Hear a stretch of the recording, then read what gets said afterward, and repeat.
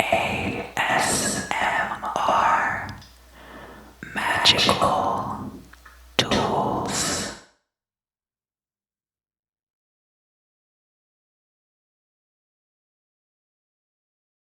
Hello. Today we are going to be doing a crystal scrying for the week ahead from January 13th until the 20th. That is Wednesday to Wednesday. And if you want to know why I do Wednesday to Wednesday and not start at the beginning of the week, it's because the calendar is very relative. And this way I can do my scrying on Sunday or Monday, which are both very good days for psychic divination.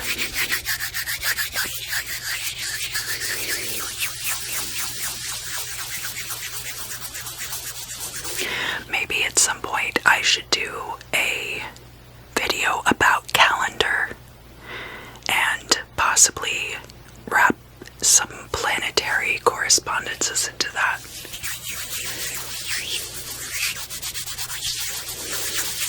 And why the correspondences are the way they are. But for the meantime, just know that we are going from Wednesday, January 13th until Wednesday, January 20th, which is going to be Inauguration Day here in the United States.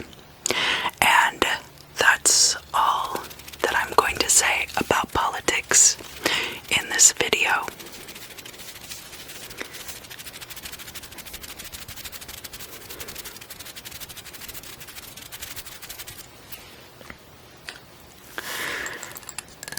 Now, last Sunday, I did a video about how during chaotic times when things are very open-ended, like they are right now,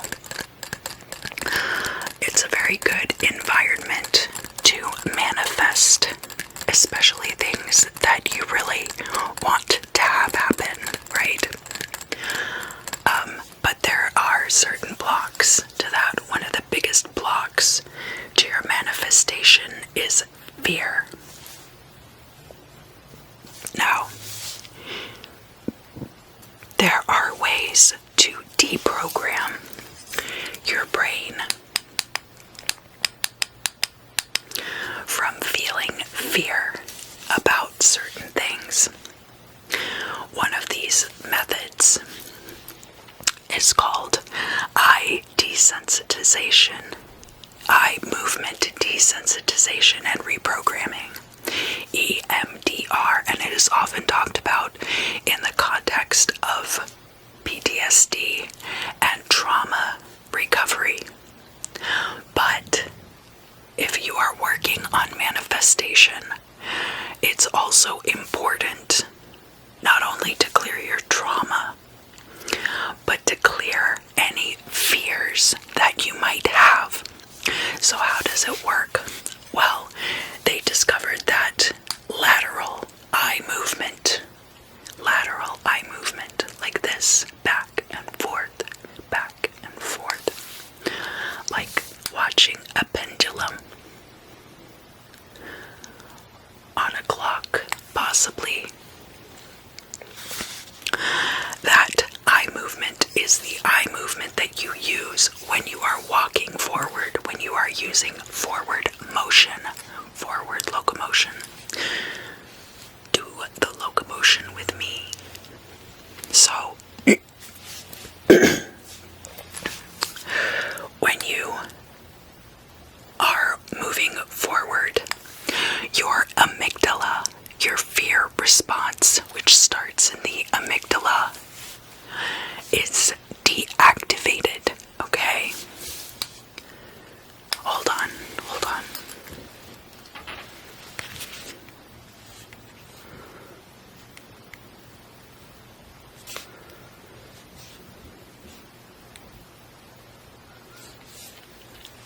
So, just to give you an idea, that's where the amygdala is located in your brain. That's from whence response generates.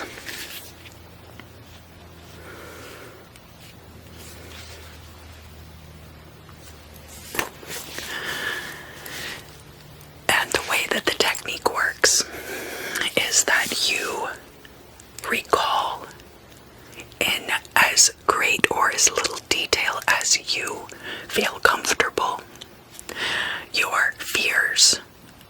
In the case of trauma, that would be recalling the traumatic experience that led you to have post-traumatic stress disorder or experience symptoms later. But in this case, sometimes it's trauma, sometimes you just have these unjustified fears, sometimes there are past life traumas even. If you believe that that can leak into your next life, and you might have a fear of water from drowning in a past life. But all of these things can keep you from being able to manifest. So we're going to do a quick EMDR, informal, of course, because I am not a trained professional, but this is a common ASMR practice now, so I'm not the only one doing it, and I'm only trying to help. No harm can come to you from this. I'm not going to ask you to recall a specific traumatic event in the hopes of clearing it. What I'm going to ask you to recall is any fears that you have about the things that you are trying to manifest in your life. I want you to think of the obstacles that you are afraid are going to keep you from this goal, and we're going to see if we can deactivate that fear response and enhance your manifestation capabilities. Sorry, I think I smacked a little bit there. I'm trying to keep my thoughts together, and it's harder to focus on my mouth sounds. I apologize. Anyway, so let's start by taking some deep breaths, as usual. It's a good way to loosen up. Just, we'll do 5. So take a deep breath in and hold and let it go. Take a deep breath in, hold and release. Take a deep breath in, hold and let it go. Take a deep breath and hold and let it go. One last one. Take a deep breath in and hold and let it out real slowly.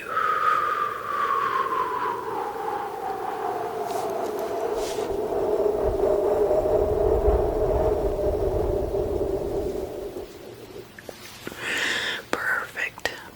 You're doing a great job so far. Alright, so I want you to think about any stressors that have been overwhelming your thoughts as of late. And I want you to get a good chance to recall these things before we start. So I'm going to give you a minute or two to just consider, imagine, if you will, any of the stressors in your life. Any of them that you feel like are standing in the way of your goals.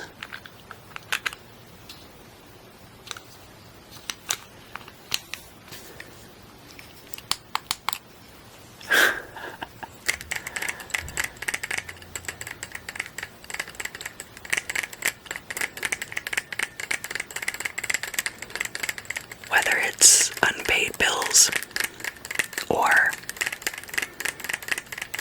not being able to see loved ones or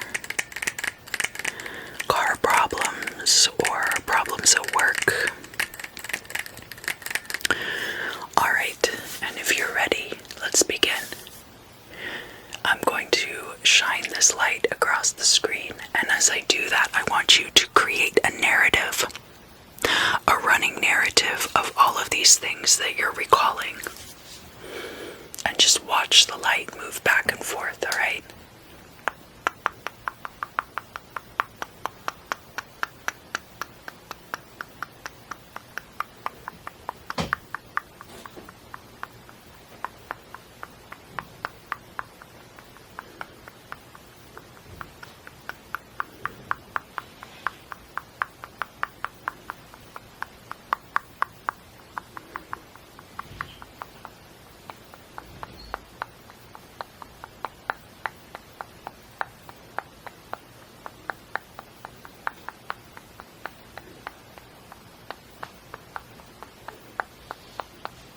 Watch the light.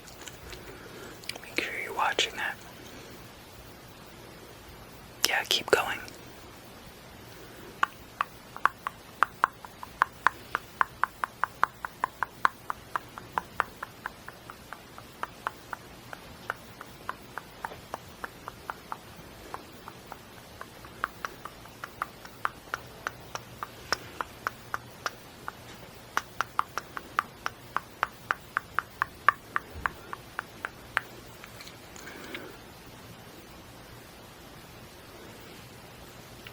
Keep going.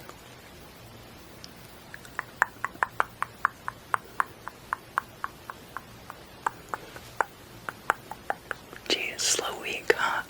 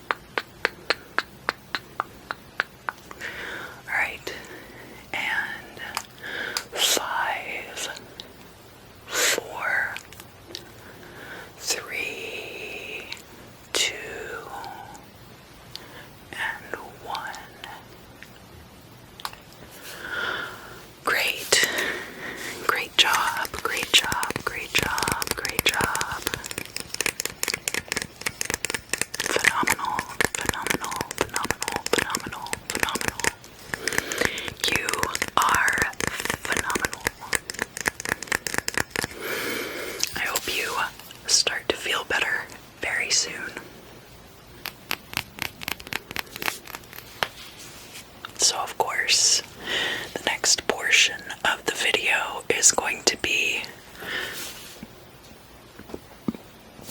the wax dripping, so that we can read it at the end of the video. I have a mystery oil today. I don't know if you can see, but it's quite milky white, milky in appearance. I went to the Bearded Lady and the Mystic Museum in Burbank.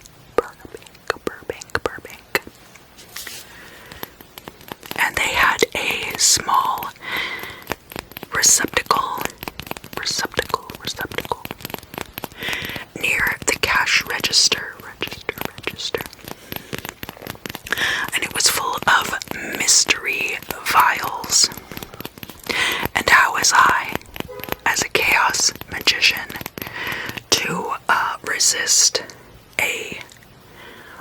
receptacle full of mystery files in a mystic museum. So I bought a few of them. But of course, the reason that they are on sale is that they are not properly labeled. So, we will see.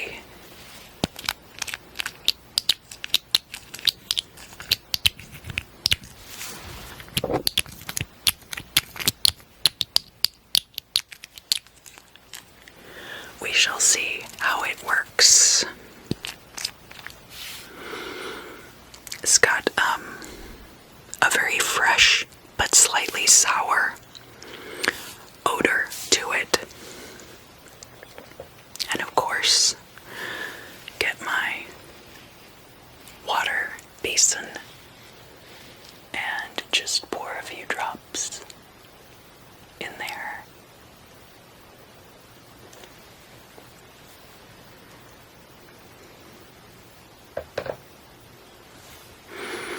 Trying to tell what that smell is, but I can't really discern.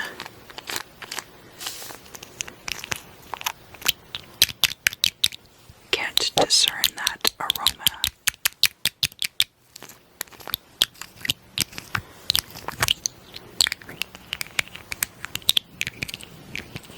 Can't discern it.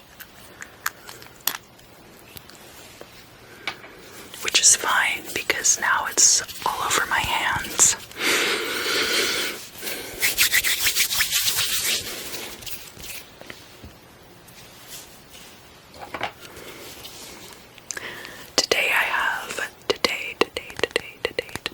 I have a yellow candle, which yellow is good for communication. It is one of Mercury's colors.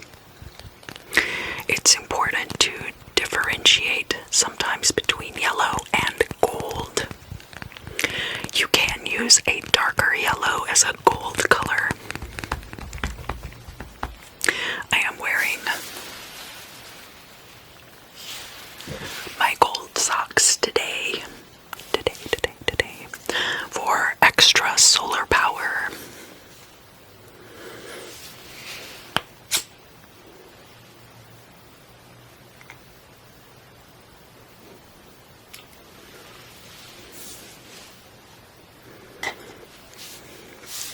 Alright, and now we allow the wax to drip into our basin.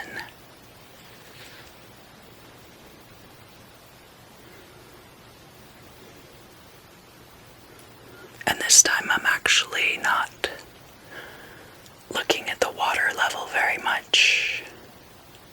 It's slightly above my eye level, so extra added feature.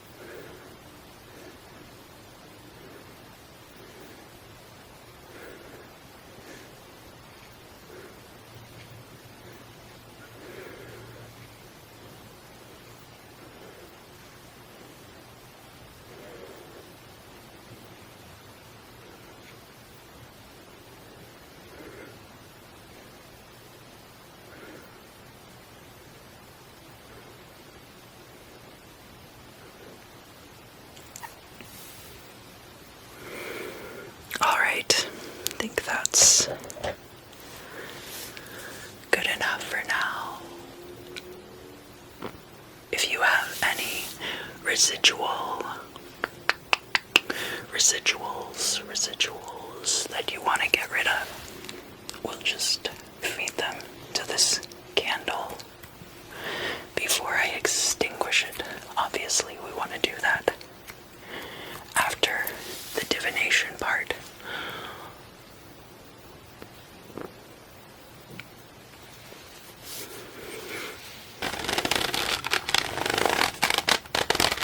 Now it's time for everybody's favorite segment.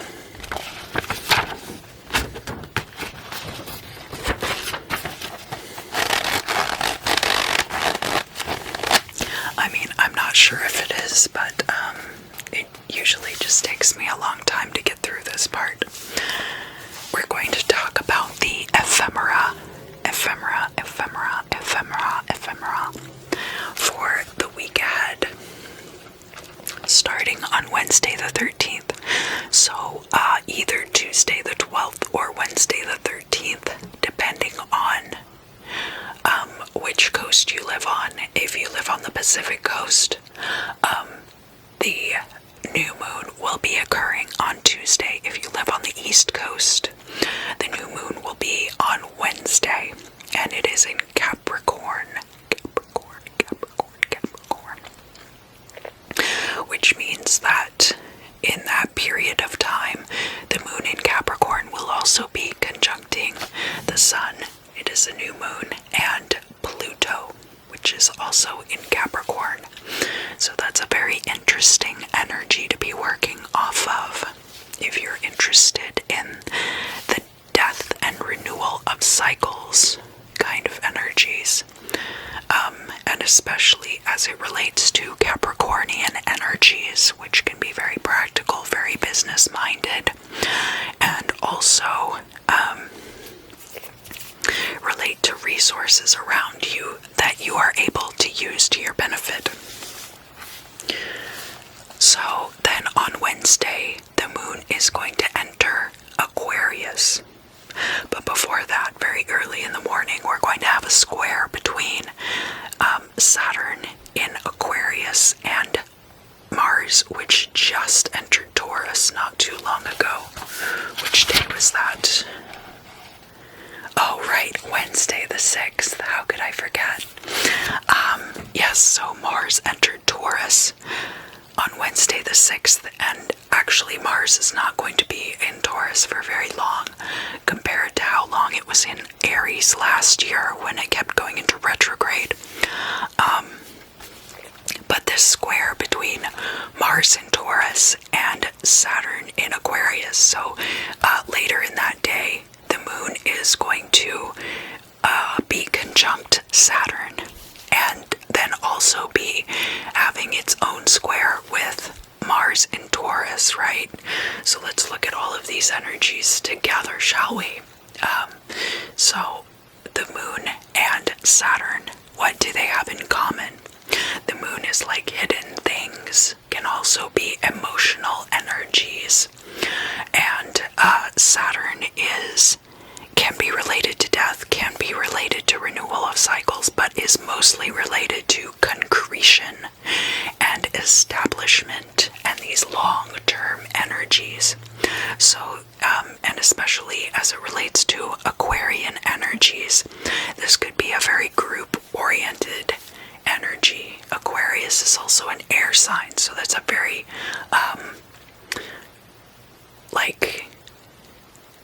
it's a moving energy.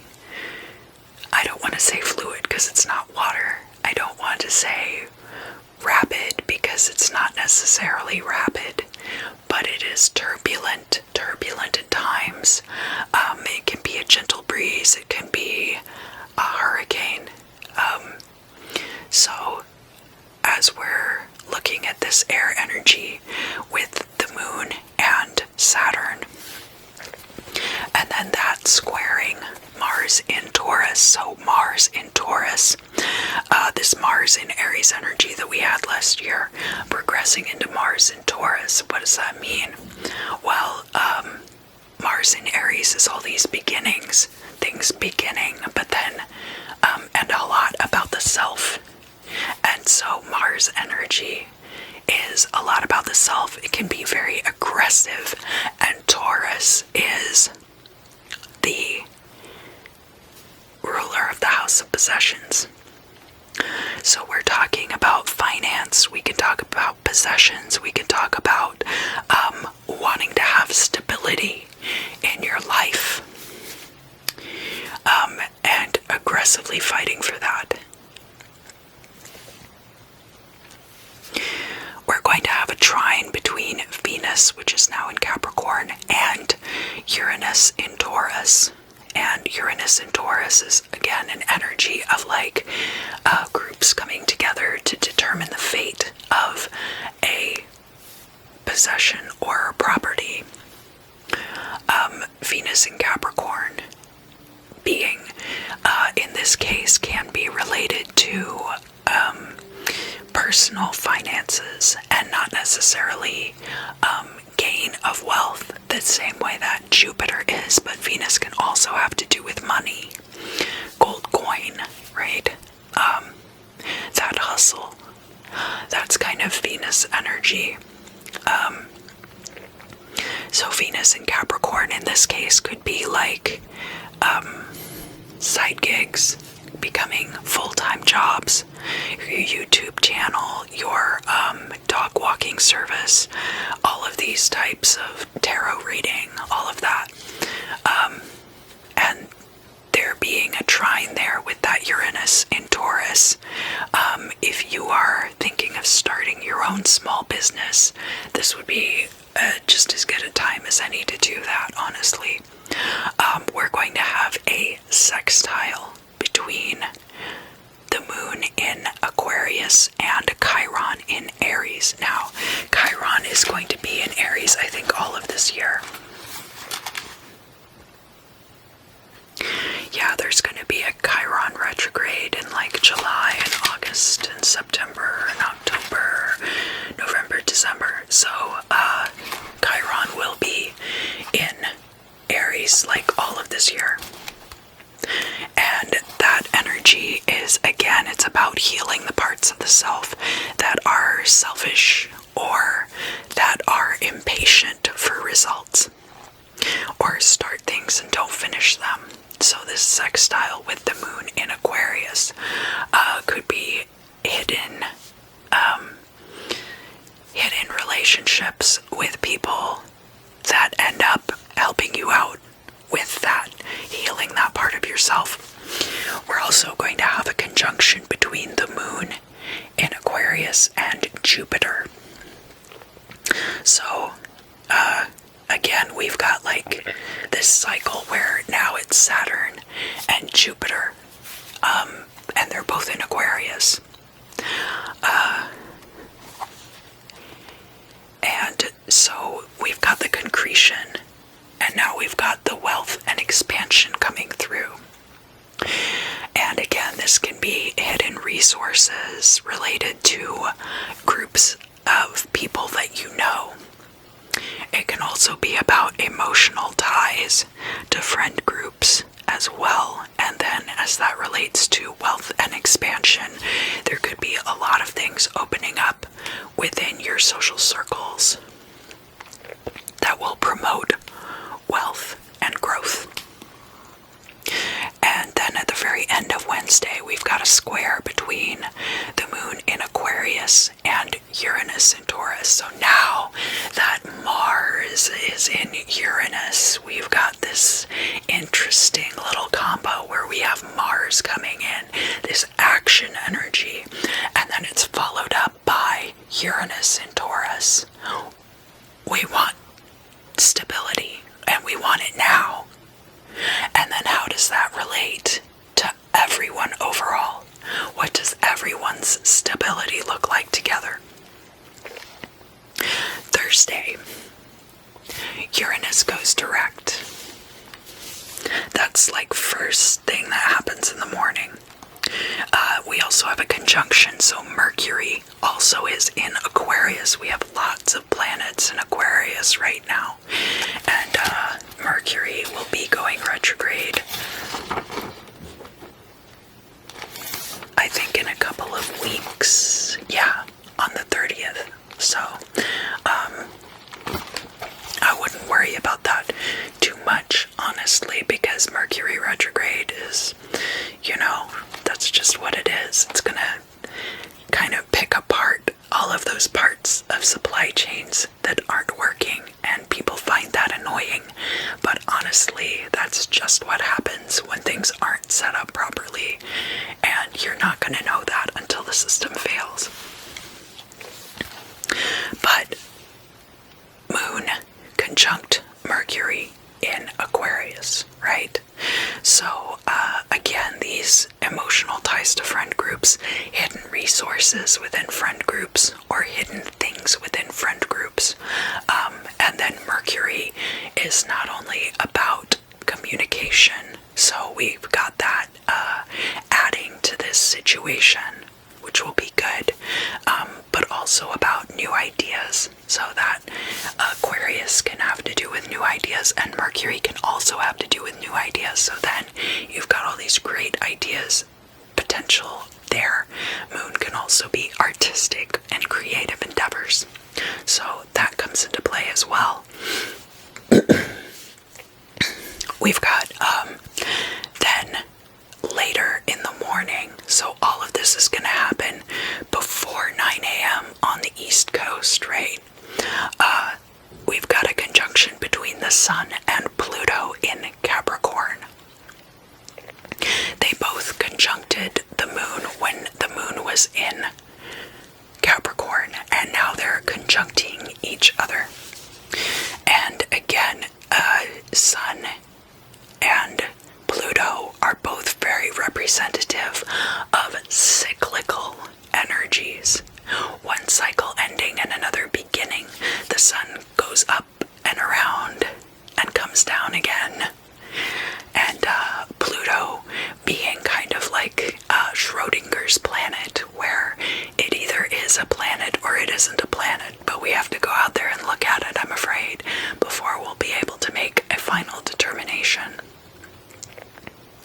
And this happening in Capricorn, so again, can have to do with resources around you that you're able to use to your benefit, which usually takes the shape of a career. Friday the 15th, we've got the Moon entering Pisces. So that's going to happen kind of in the early to mid-afternoon, and that's just going to be a really mellow, mutable, watery energy. Moon is water energy, and Pisces is water energy. Pisces being mutable, it'll just be like a very, watery, soft kind of a time. And there's going to be a sextile between Moon in Pisces and Mars in Taurus. And that's going to happen late at night. So either 10:30 p.m. on the West Coast or 1:30 a.m. on the East Coast. And again, that's going to be followed up by that Uranus in Taurus energy, also sextiling the Moon in Pisces. And sextile is a position that's pretty close together, right? So this Mars in Taurus energy is definitely going to be mellowed out and tempered by that Moon in Pisces energy. Should be a really good way of getting motivated toward goals to reach a stable place in your life if you're not there already. And then of course Uranus and Taurus energy coming through right after that, around 2:45 or 5:45 in the morning, depending what part of the US, if you live in the US. And then in the mid-morning, we're going to have a sextile between Venus in Capricorn and the Moon in Pisces. And again, that's really going to do a great job of kind of wrapping all of that energy up. Venus in Capricorn really being about, the hustle and getting things together the way that you want them. using persuasion or your charm to do so. So, Venus doesn't always have to do with love, but it can. So, there might be some aspect of these new relationships that you're forging for these new endeavors, these new and exciting things that are going to come to pass, where you meet somebody new and you end up falling in love. That could definitely happen. Am I saying that's gonna happen this week?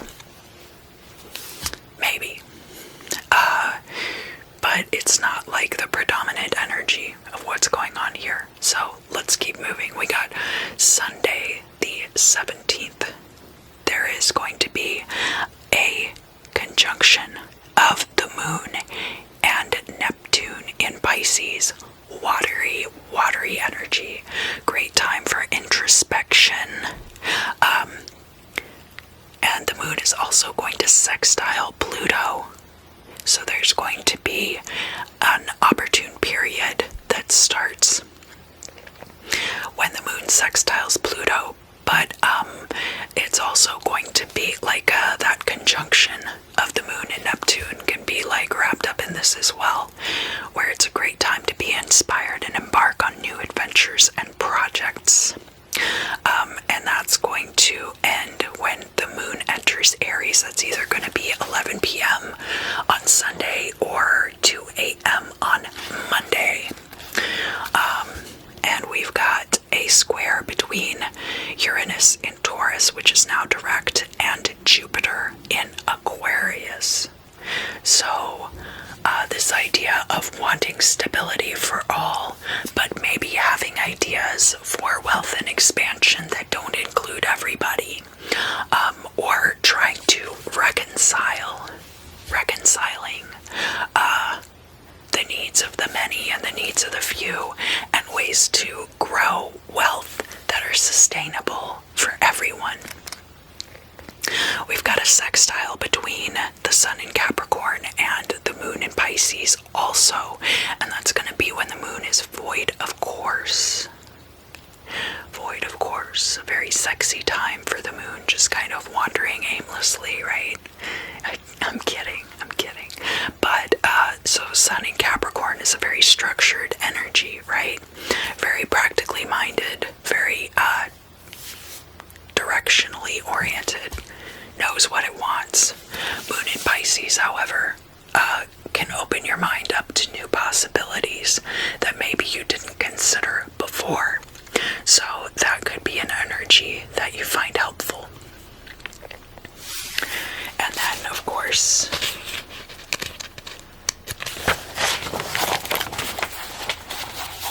moon enters Aries. It is the Martin Luther King Jr.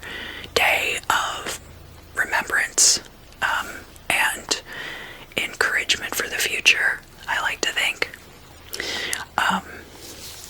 So if you don't get the day off on Monday, I encourage you to look into the civil rights movement of the 1960s and the work that Dr. King did, and Malcolm X, and a lot of the other visionaries who were working at that time.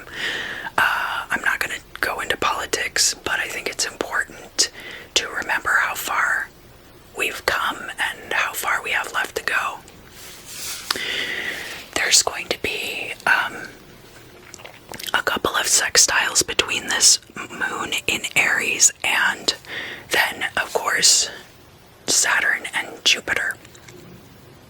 And in the middle of that, the moon is going to conjunct Chiron, right?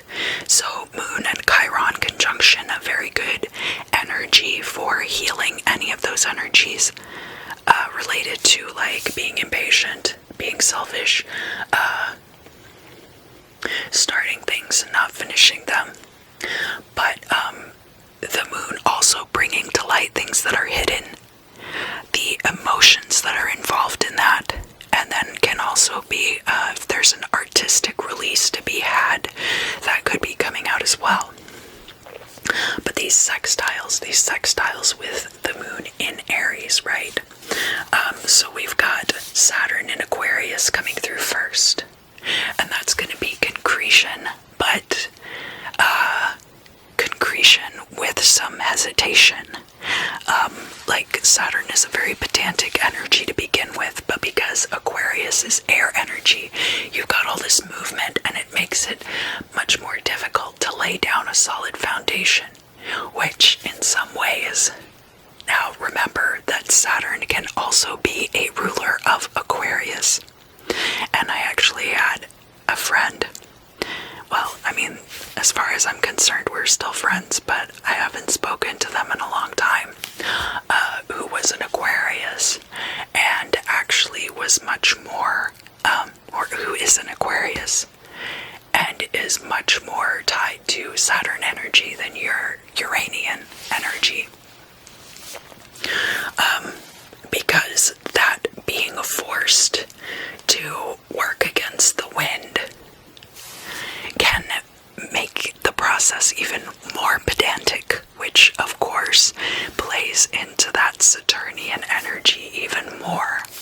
But there's a lot of complexity there to that, so that's going to be interesting how that unfolds this year. And then of course Jupiter in Aquarius coming in with that wealth and expansion and growth for all. Like Aquarius energy, I feel like is for all.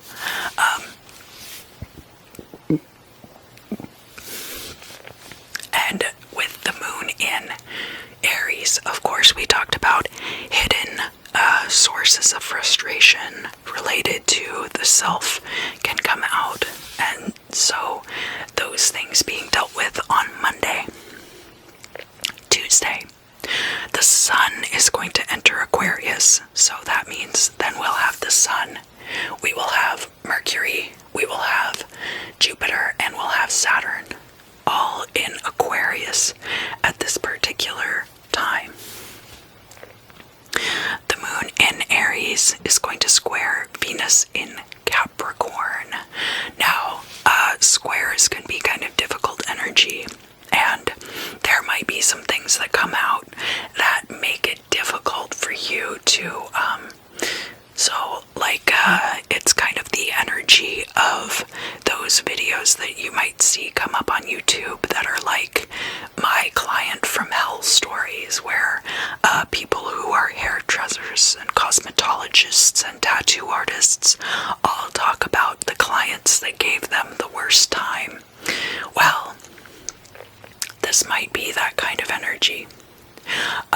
Also happening on this day, there's going to be a sextile between the moon in Aries and Mercury in Aquarius, and that's going to happen. That square is going to be like in the very wee hours of the morning, and then the sextile with Mercury in Aquarius is going to occur kind of more like mid-morning to noon-ish. And so that Mercury in Aquarius energy will probably wrap up a lot of those issues if things come up from that square. And then after that is when the sun is going to enter Aquarius on Tuesday, the 19th.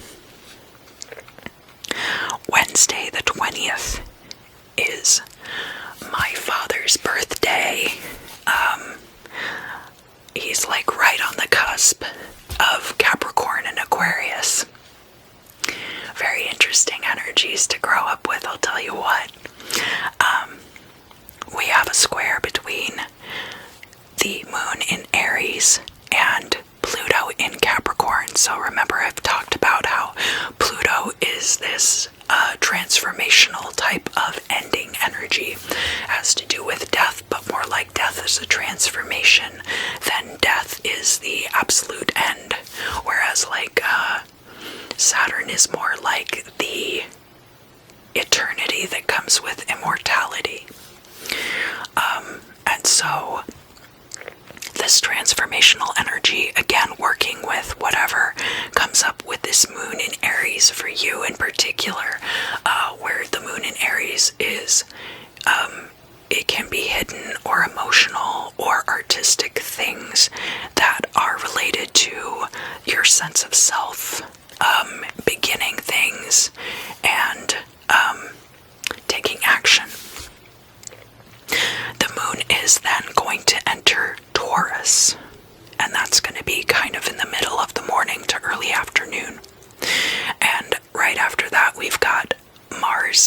Taurus conjunct Uranus in Taurus. So this is going to be the needs of the individual reconciling with the needs of many as far as personal security is concerned. Your ability to support yourself and have a place to live, all of those things are very Taurian domains. So Wednesday the 20th, which is Inauguration Day in the US, could be an exciting one. We've got a couple squares also with the moon in Taurus. We've got the moon squaring the sun. We've also got the moon squaring Saturn. And then that square that comes with Jupiter is going to be on Thursday a little bit later. So now that Jupiter and Saturn have touched, they are spreading back out again. But this moon in Taurus energy, right? So emotional needs of security, emotional need for security, hidden sources of security, or security through your art. All of those things could come up. Now, the sun being in Aquarius now, that dominant energy of air versus earth, where air is very fluid. Well, I don't want to say the word fluid. Air can be very turbulent. It's not solid at all, as opposed to the earth, which is very solid. And so there's just a lot of stuff blowing around. And as it relates to this emotional need for stability and security, that might not be a good day for that, but it is a good day for Mars and Uranus to be conjuncting in Taurus, and a lot of those things being reconciled and worked out, okay? And then finally, that square with Saturn in Aquarius, and we will discuss the Jupiter square a little bit as well, because we're going to have that same progression coming through, right? In this case, with the moon in Taurus, which is all about personal security, personal stability, the ability to provide for yourself. Alright, so that's going to be your week ahead in the ephemera. It looks very interesting, but also very good. So I do want to talk about the particular stone that I chose for scrying today. I'm going to be using garnierite, which is a moonstone variant. Garnierite is good for emotional healing and is good for the relationship between your heart and solar plexus chakras, if you are working within that system. It is, of course, a beautiful green color and does have some little shiny places as well. Aries, Aries, Aries, Aries. Let's talk about your week ahead. From Wednesday the 13th until Wednesday the 20th. Aries, Aries, Aries, Aries, Aries. So what's going on with Aries for the week ahead?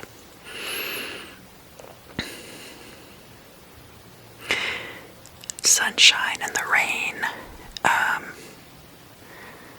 feel like there's like a balance for you at this time between the good times and the bad times.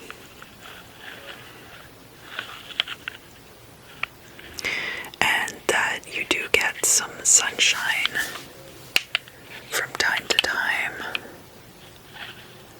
to balance out the rain. This could also be that you live in a place where it's very rainy this time of year, but that doesn't have to be the case.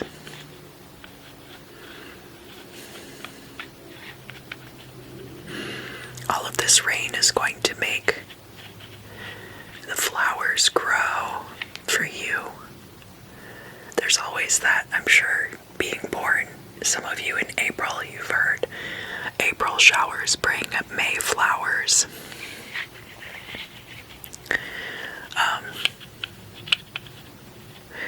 What relevance does this hold for Aries, Sun, Moon, and Rising?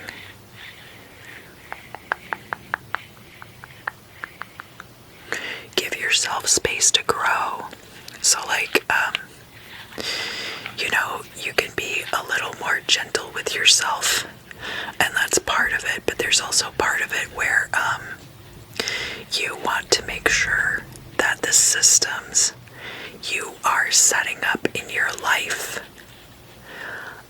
have room to develop. So,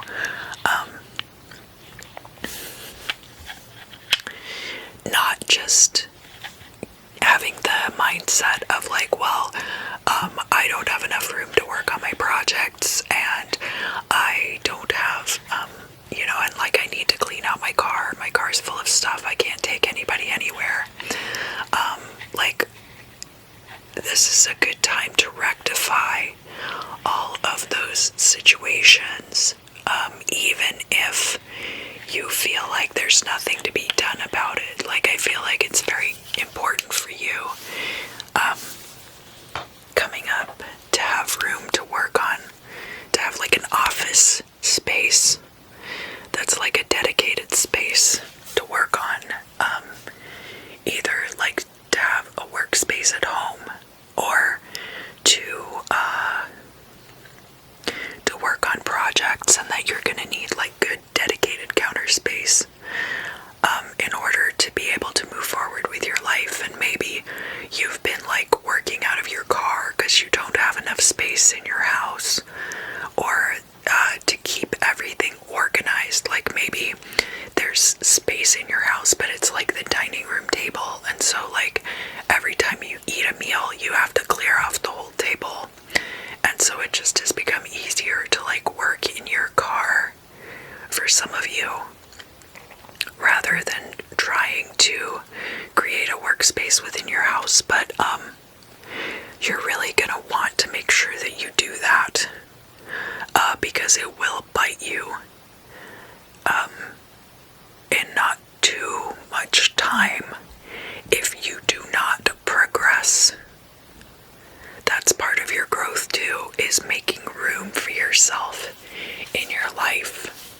And I know it seems silly to say that, because how could there not be room for you in your own life? I'm an Aries after all. That's what I'm known for doing, is making space for myself, right? But I feel in this case, for whatever reason, you've kind of fallen into some less than ideal habits as far as your own self-preservation is concerned. Is there anything else that I need to tell Aries, Sun, Moon, and Rising for the week ahead?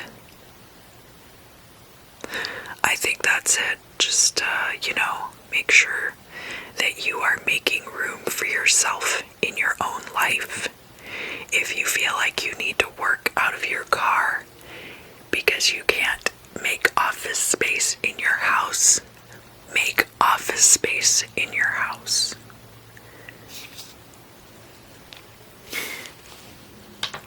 I hope that you have a great week. Love you guys to pieces.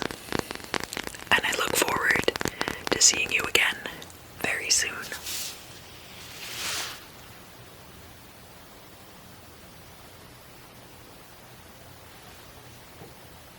Taurus, Taurus, Taurus, Taurus, Taurus, Taurus. Thank you for joining me for your week ahead, January 13th through the 20th. What do I need to tell Taurus, Sun, Moon, and Rising for the week ahead? I'm seeing a row of mailboxes at some apartments.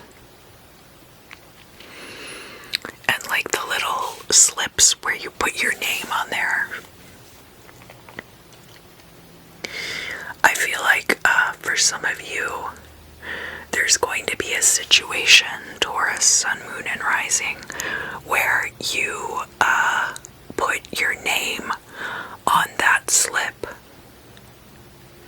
Like, I mean, a lot of the apartments that I've lived in, for example, I haven't even put my name, like, on the door outside. Sometimes it ends up out there for people to call in, and sometimes it doesn't. And like the same with the mailboxes. I feel like you feel established enough in where you are to put your name on the mailbox. That could be your physical living situation, but it could also be a metaphor for a work situation, or could be relationship too. This is something that could be in a number of areas in your life that you feel like you are getting established, or you are staking your claim to something. Whether that is by putting your name on the mailbox, or, and I mean, it's something that you already have a somewhat of a claim to. Now, if this is like a relationship situation, obviously, like, you don't really own other people. You could be trying to put a ring on it with somebody, but with relationships, keep in mind that it works differently.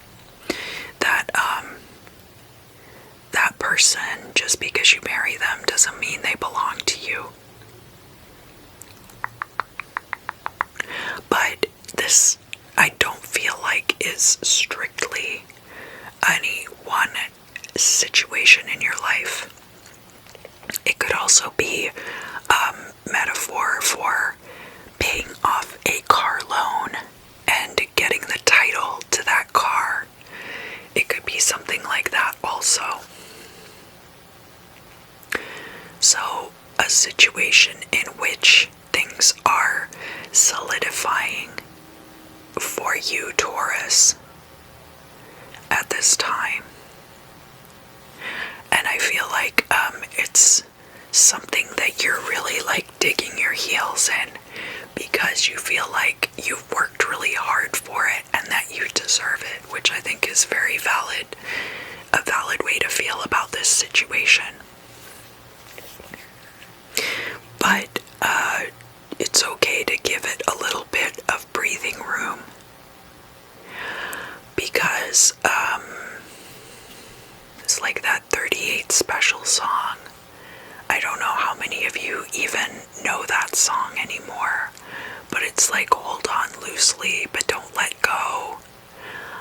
A lot of things in life, it is important, and this is part of like mindfulness exercise, is that you emotionally detach from possessions and from situations. So a lot of situations that don't actually have any bearing on your life, you can emotionally detach from them and just let them go. And I feel like in this particular situation, you might benefit from some emotional detachment. And I'm not saying that because you don't deserve it or because something bad is going to happen necessarily, but just that it's easy to get too much in your own head about it. And so in order to preserve your own peace of mind, I recommend detaching from it emotionally. I feel like there was something else I was going to say about that. The moon is going to be in Taurus this week, I think. Yeah.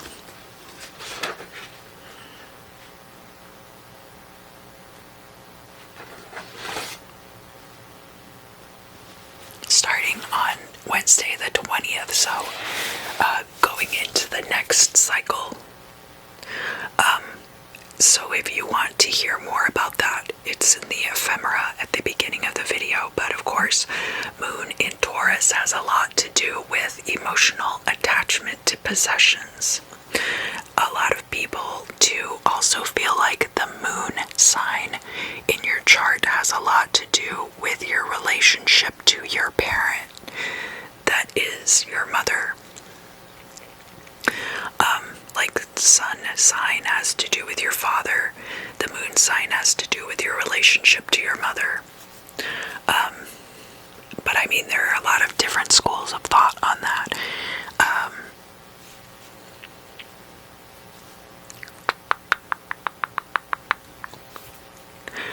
Moon in Taurus is like gaining comfort through stability.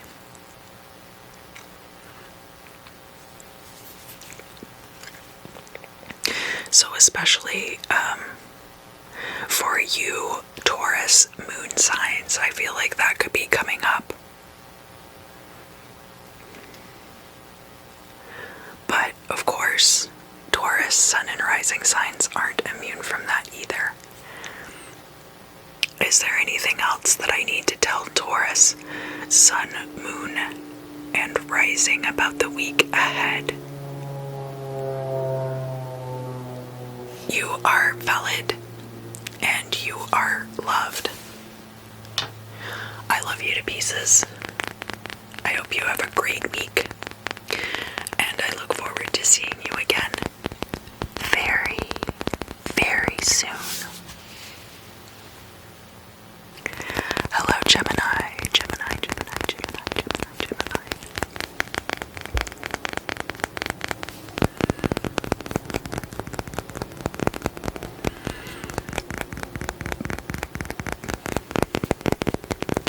Some kind of duality is gonna jump out this week for you, Gemini. Gemini, sun, moon, and rising. This is gonna be for January 13th through January 20th. That's Wednesday to Wednesday. The day of Mercury, the day of Odin as well.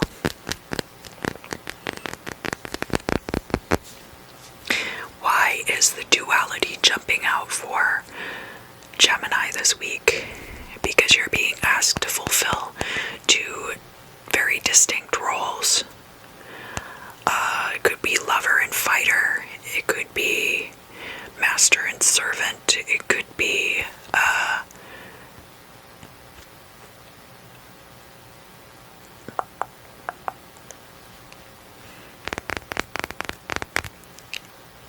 it could be like two different sides of a power dynamic, and there might be bondage and discipline involved, if that's the kind of thing that you're into. But that's not going to be true for everybody.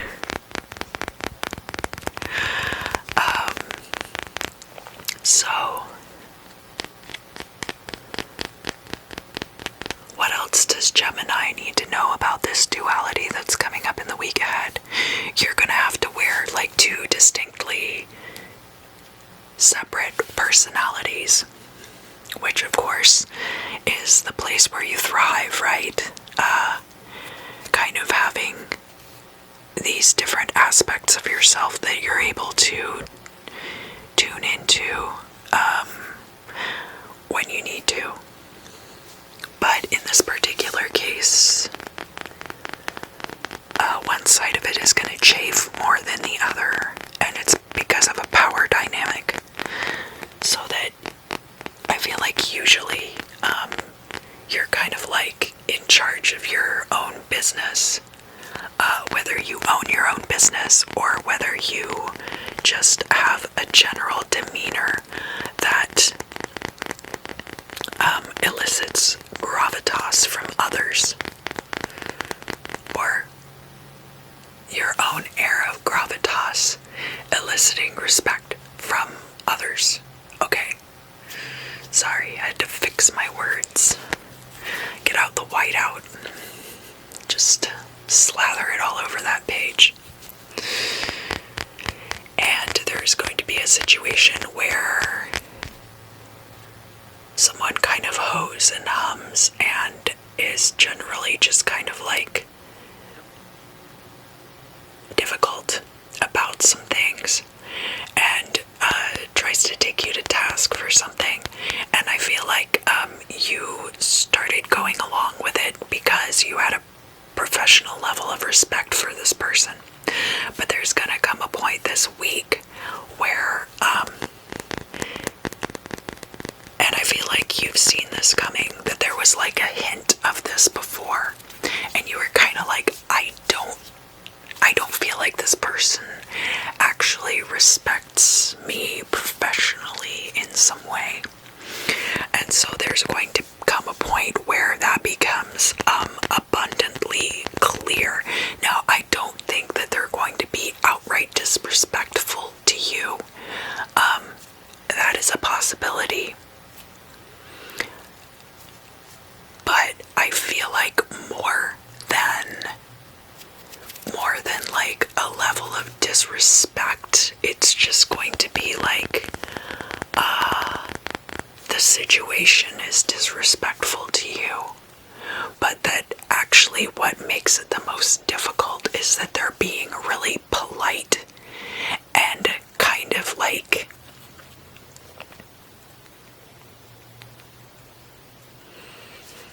it's like a gaslighting demeanor. So, like, because they're being, like, polite about their request, you're going to feel like, they think that they're being totally reasonable, but they're not. And they're not respecting your time or your expertise. And I mean, like, this can come up in business arrangements, right? Because people generally go into these arrangements feeling like there's an even amount of respect. And, like, sometimes you'll end up in a meeting with somebody who is just kind of a pompous windbag. And that kind of person will make it very apparent that they don't respect your time or your expertise. But there's like this other kind of person who doesn't respect your time or expertise but still maintains like this level of professionality. And that kind of creates this, it's kind of like gaslighting. Because they're not just being overt with the way that they're trying to manipulate you. The thing that makes it gaslighting is that their behavior is gonna make you feel like you are crazy for turning down a request. Like either they're gonna really lowball you on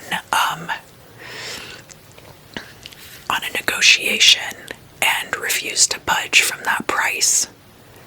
Well then, honey, they can't afford you. Don't take it. Don't do that to yourself. Don't debase yourself for them, because I promise you that it's real.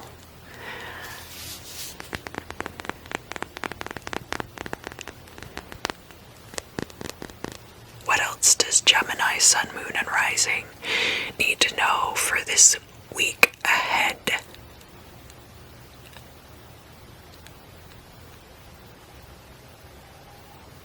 If you want to give them an inch, you can give them an inch.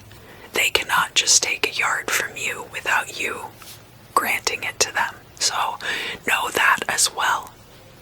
Know that that you don't have to be overtaken in this particular situation. There's no reason for that to occur. So just stand up for yourself and make sure that you're getting out of the situation what you are owed. Is there anything else that I need to tell Gemini, Sun, Moon, and Rising? Jupiter. Jupiter is in Aquarius, your fellow air sign right now, so that makes it trine to your either natal Sun, Moon, or first house, depending on if you're a Gemini, Sun, Moon, or Rising, right? And Jupiter is coming up for me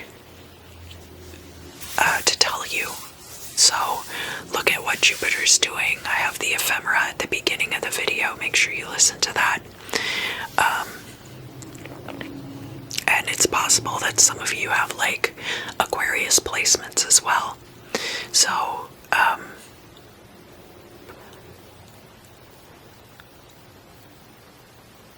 yeah, just listen to that part at the beginning of the beginning of the video, and it should tell you everything you need to know.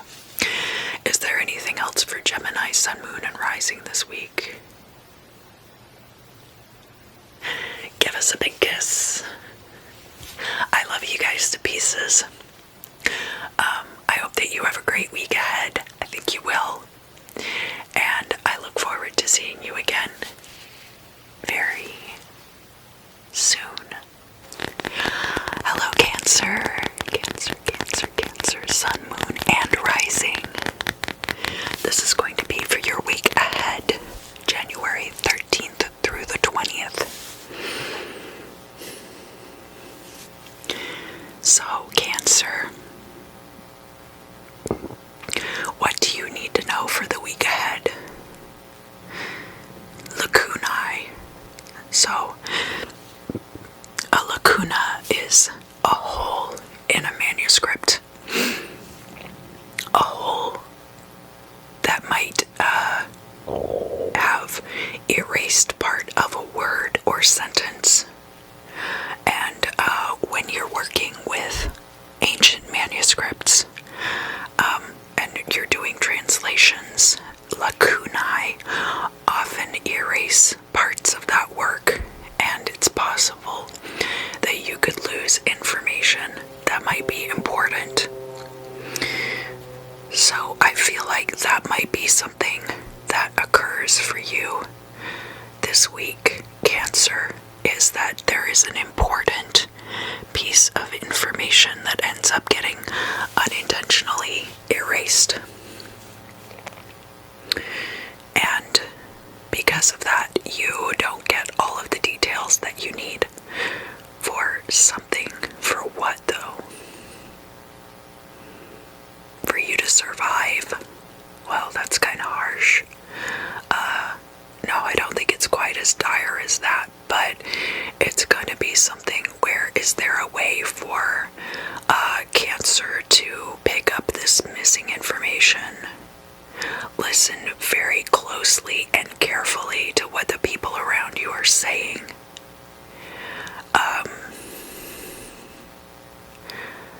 If you are worried about your own response to a statement, then you could very well miss something that the other person is saying that would make things much more clear.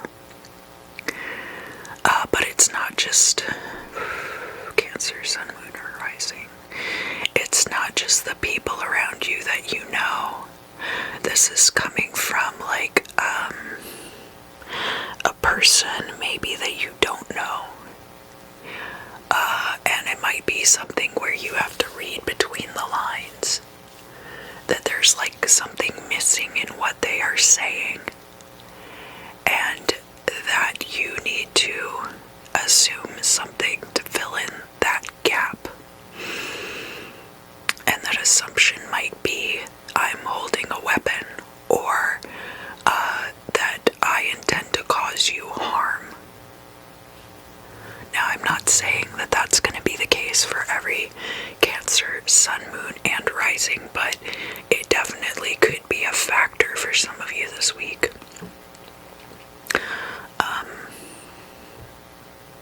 There could also be, I don't intend to give this to you. Like, that's kind of an energy also. You're not going to take this from me.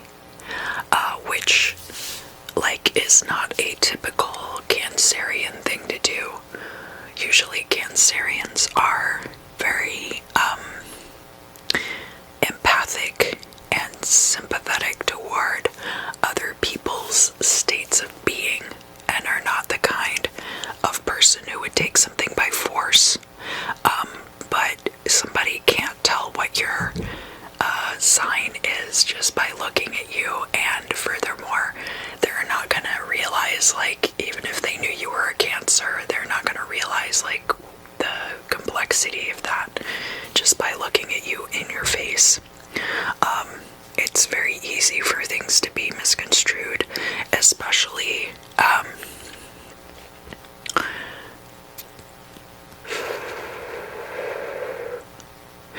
like it's good for public health to wear a mask in public. And I'm not trying to get on a soapbox about this. I've worn a mask for years because I have severe allergies. But it does make it much more difficult when you're out in public communicating with people that you don't know. You can't read somebody's mouth to know what they're saying. And you have to speak louder in order to be heard through the mask. And sometimes when you have to raise your tone, your tone can be misconstrued much more easily as being aggressive. So that might be something to keep in account this week, Cancer. And I'm not saying that like you're an aggressive person, and I'm not saying that like no Cancer has ever committed armed robbery, you know, but in this particular case, and especially if you're watching my channel, I'm going to give you the benefit of the doubt that you probably have nothing but the best intentions for the people around you, and that you want that to come across. And so is there going to be a way for Cancer, Sun, Moon, and Rising to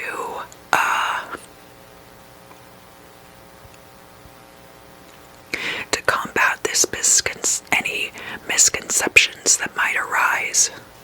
Yeah, there are things you can do with your body language, like don't square up your shoulders. You can kind of like take a step back. Sometimes you don't want to back yourself into a corner, but I don't think it's going to be that kind of situation. I think it's going to be the kind of situation where if you're like, hey, look, I mean you no harm, that this other person might be like, oh, wait, right, sorry, you know. A lot of people are on edge right now, and so just being aware of that. You know, people are really wearing out their adrenal glands right now. And Cancer, I don't feel like you're buying into that. Buying into the hype of that, you know what I mean? Like, you might be stressed out, but I don't think that you're buying into the hype of this being like the end of the world. Because obviously, life goes on. But that this might create a blind spot for you when it comes to the emotions and states of other people. Even though Cancers are usually pretty decent at reading other people's emotions, there might be a situation this week where it's going to be better for you to just kind of like release the situation. I think this person will respond to that favorably. Like they might just still be like harsh or whatever to be around, but they will leave you alone if you do that. There's not going to be a huge confrontation unless your body language is misconstrued as being aggressive. And there are ways to avoid that, and the key is going to be having the mentality when you're out in public that like, not like I don't want trouble from anybody, and just being kind of like cagey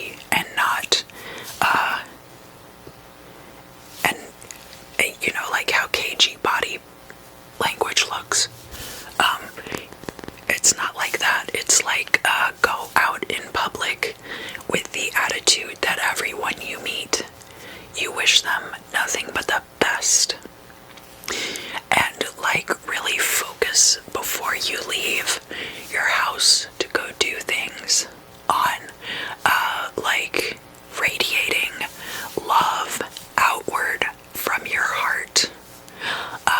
Like if you work with the chakras, make sure that you're doing a lot of work on your heart chakra and your throat chakra for communication before you go out and radiate. People can pick up on those vibes. Radiate out to the people around you this love, this supportive energy for others. And I'm not trying to put this burden on you, Cancer, insofar as like it's your fault if bad things happen to you because you didn't open your heart chakra enough.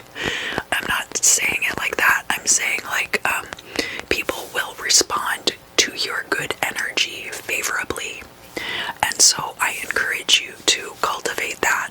I know I myself am going to be trying to cultivate that, and I'm trying to encourage others to do so. And I think that it could help you out this week.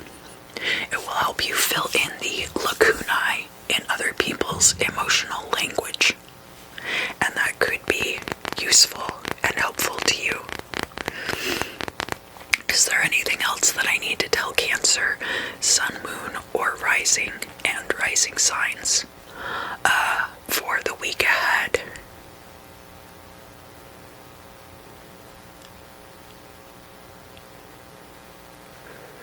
Responsibility.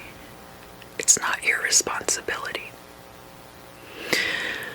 I love you guys to pieces. I really do. Thank you so much for joining me this week, and I look forward to seeing you again very soon. Hello Leo, hello Leo, hello Leo, Sun, Moon, and Rising signs. This is going to be your crystal scrying forecast for the week ahead, which is going to be Wednesday, January 13th through Wednesday, January 20th. Now, we are going to be talking about, this period of time in which there's going to be a lot of activity in your oppositional sign of Aquarius, which is air energy. Now, I have always gotten along very well with Aquarius sun sign people. I don't have a lot of air in my chart, and I feel like in some ways they probably bring out the aspects of my personality that are more air sign oriented, which creates more balance within my own chart. I have a lot of fire. I do have water, and then a little bit of earth energy. But Leo and Aquarius don't seem to be the same kind of oppositional as like you would get with Virgo and Pisces or Cancer and Capricorn. And some sun signs just seem to like not mesh very well at all.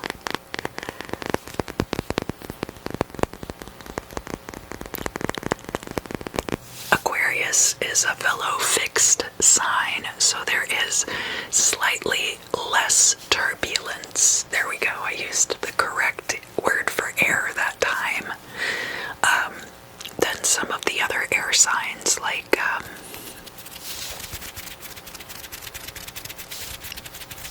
Gemini being mutable air energy. I do tend to get along fine with Geminis, but I don't seem to have as much in common with them as I do with Aquarians, right? So what does this mean for you, Leo? Well, I invite you to go back and listen to the ephemera at the beginning of the video if you haven't already, because there's going to be quite a bit of activity in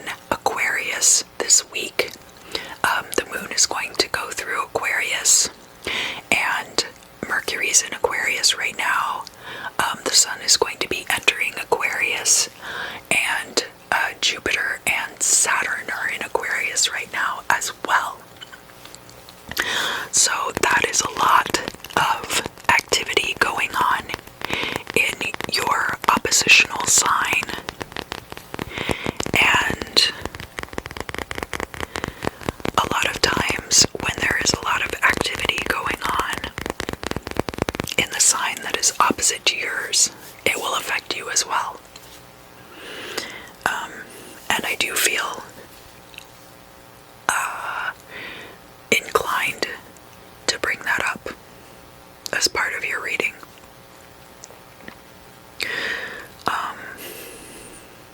That said, let's move on to the meat and potatoes. Leo, sun, moon, and rising.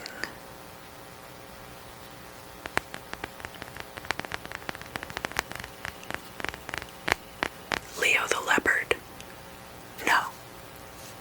Leo the lion.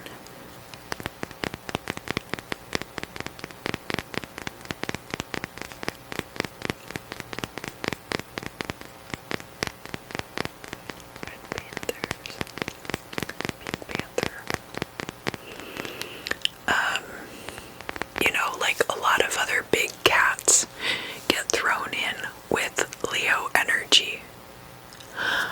I feel like of a lot of the star signs, Leo energy is fairly well defined. The sun governs Leo and is native to the 5th house. Now, 5th house energy, that has to do with like creativity and romance and childhood and dealing with children. And all of those things are factored into the Leo personality, this kind of larger than life persona that Leos may or may not put out there.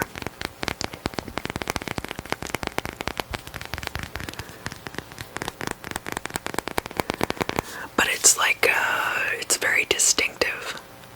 It's not like, and this comes up a lot in the Egyptian Neteru. So for example, this cat that I have on my arm is not Bast. That is not Bastet. That is not Sekhmet. The name of this cat is Mafdet, and she is a lynx, and she is also one of the aspects of the Eye of Ra. But all of those deities, all those Neteru, are distinct and separate personalities and parts of that whole energy. And it's important to keep them all separate and distinct from each other. What does this have to do with Leo in the coming week? Discernment. So discernment for you over the coming week is going to be key. I feel like there's a lot of situations, especially with all of this Aquarian energy that is floating around out in the ether,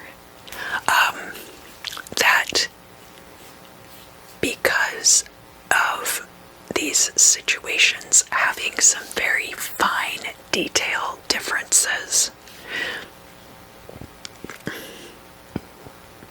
it's going to be important for you to be able to discern things.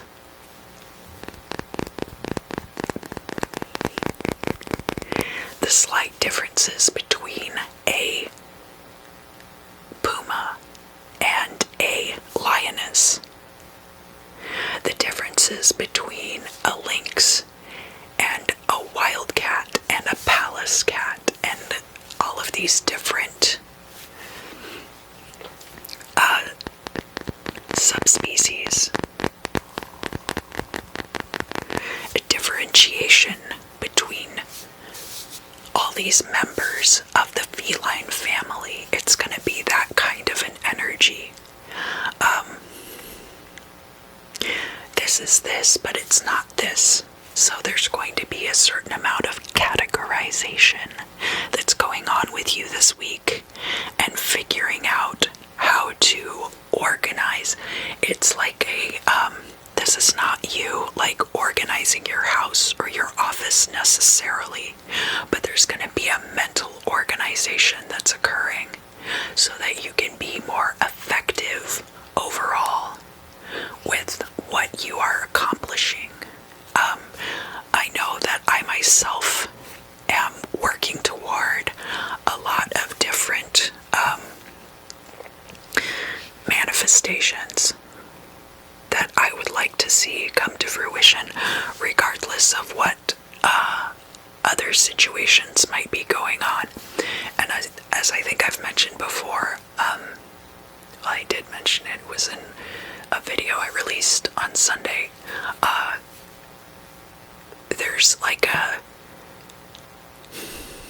There's a lot of energy floating around right now that you can just reach out and grab and use for whatever you want. But it's important to know what you're dealing with, so that if you have to transmute something or flip it around, or if it won't fit properly, so maybe you can't use it for what you want to use it for, to be able to recognize that. And I think this is really going to boil down to energy work for a lot of you, and different energies coming into your life at this time. And also, like interpersonal relationships might be affected, or might fall into that category, I guess is a better way of putting it too. So like the way you choose your words, the way you choose what you're going to wear, the way you choose to, like crystals you choose to use, like anything like that. It's going to be a process of discernment this week ahead. Is there anything else that I need to tell Leo, Sun, Moon, and or rising signs for the week ahead?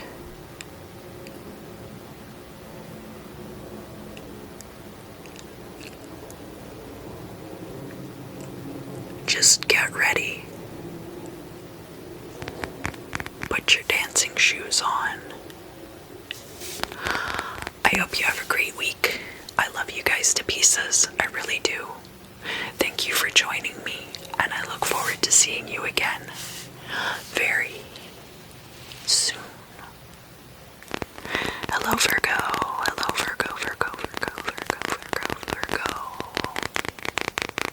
Thank you for joining me for your forecast for the week ahead for Virgo, Sun, Moon, and Rising. This is going to be for the week of January 13th to January 20th, which is Wednesday to Wednesday. And I do it that way because Wednesday is the day of communication. It's the day of Mercury. It's a good day to communicate to you that you're running through a forest. No, I'm kidding.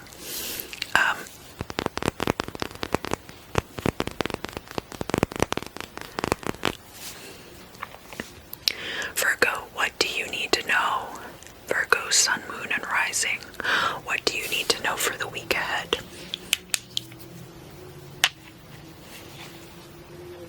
You've been given several chances to get out of doing something, and now it is time for you to start working on it. I don't know if this is a long-term project, if this is something that you have due for school, that your professor has given you several extensions on this project, and now you have to, I feel like you have been working on it. I don't think that you've been procrastinating, but it's time for you to stop nitpicking. All of these these little details.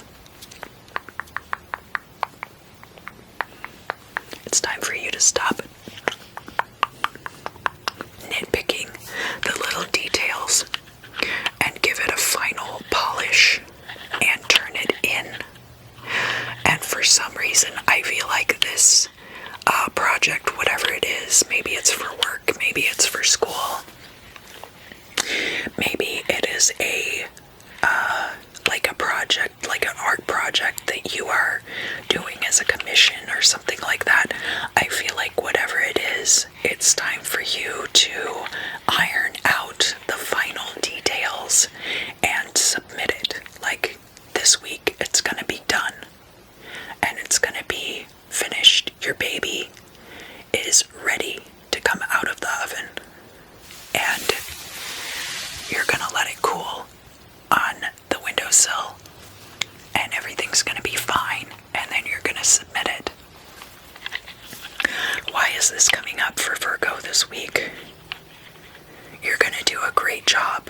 I mean, Virgos are like super detail oriented, typically energy, so of course you're going to have kind of like really gone over all the little details and tried to make them as perfect as possible.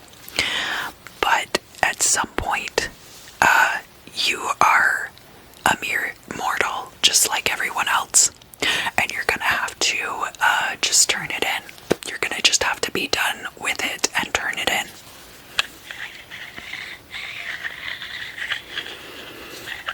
I was watching, I think his name is Naoki Urasawa, who did the manga series Monster, and has this show where he interviews other mangaka about their work. And I watched the one that he did with Junji Ito, the horror manga master, and they talk about like technique. They show Junji Ito drawing like the whole process from like taking the storyboard sketch and drawing it, and the ink work, and then like doing the screen tones and stuff and everything. My spouse is like super into manga and is working on becoming a mangaka, so he introduces me to all of this stuff. And I was really glad to see this particular video. And I'm bringing this up because it's that kind of process that I'm referring to. Or if you watch, one thing that Naoki Urasawa commented on was that Junji Ito's stroke work, the pen work that he does, is very slow comparatively to other mangaka, and that the slow pen work is what makes the artwork so scary, because of the lines are very smooth. There's a lot of small detail without the picture becoming unclear. All the detail like adds to the effectiveness of the picture rather than it being too busy or taking away from it.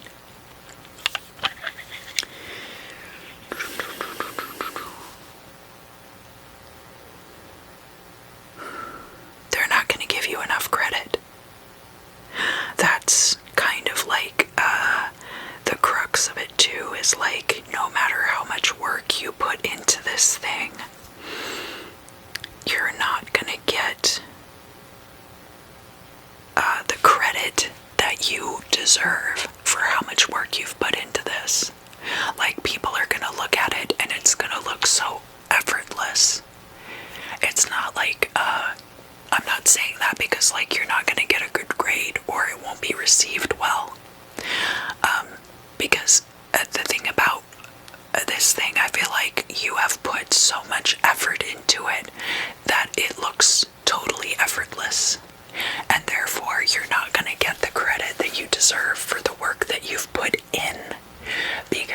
looks like you just snapped your fingers and all of a sudden this perfect thing just appeared in the world, whatever it is.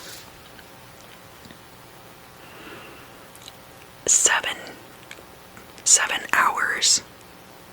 Like, I feel like something that you like spent anywhere from like 7 to 10 hours on could even be like a good 12 hours. I don't think you sat there for a continuous 12 hours, but like the amount of hours and the amount of man hours that you put into this, like, think about like your time as money and like how much are you worth per hour. Pay yourself what you're worth per hour, not minimum wage. Don't give yourself minimum wage per hour. Look into the rates for what you're doing and base it on that. Don't base it on like what you feel like you should get if you're like an entry level minimum wage employee. That's been a big problem in the job force, and it's something that you're going to have to negotiate for yourself this week, possibly.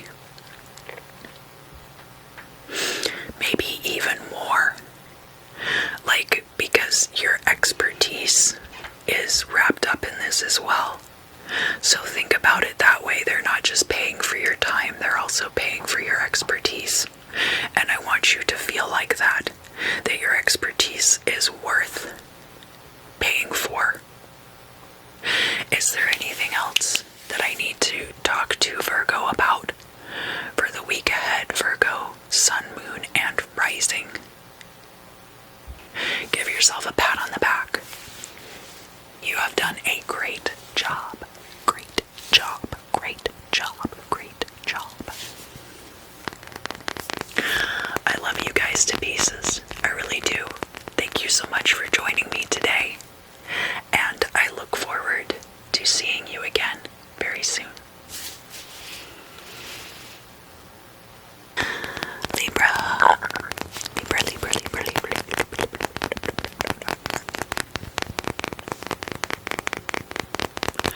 Thank you for joining me today.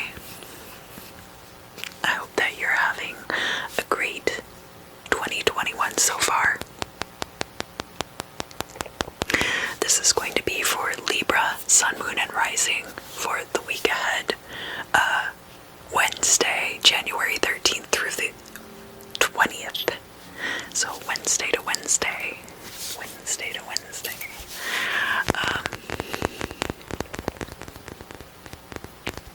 First, I'd like to start off with an apology.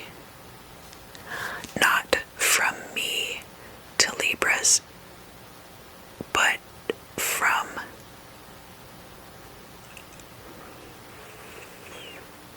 a place of general sensibility. And I'm gonna just leave it at that. I don't feel like I personally have anything to apologize for, but I feel like an apology is in order. Now, does that to me, that definitely invalidates it as an apology. So I would like for any Libras in the comments, if you'd like to put things that you feel you are due an apology for. It's not the kind of request I typically make, but if you think that I owe you an apology, definitely put it down below.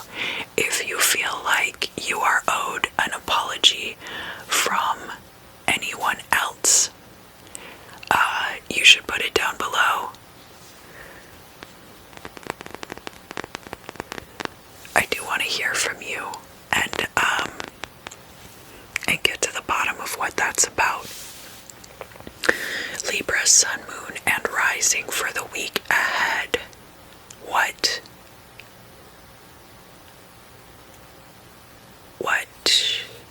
is in store for you for the week of the 13th through the 20th.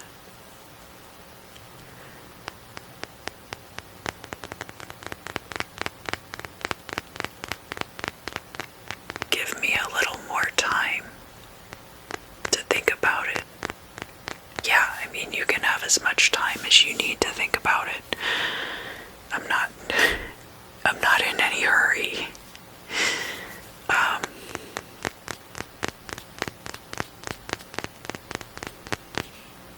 I want you to give me more credit.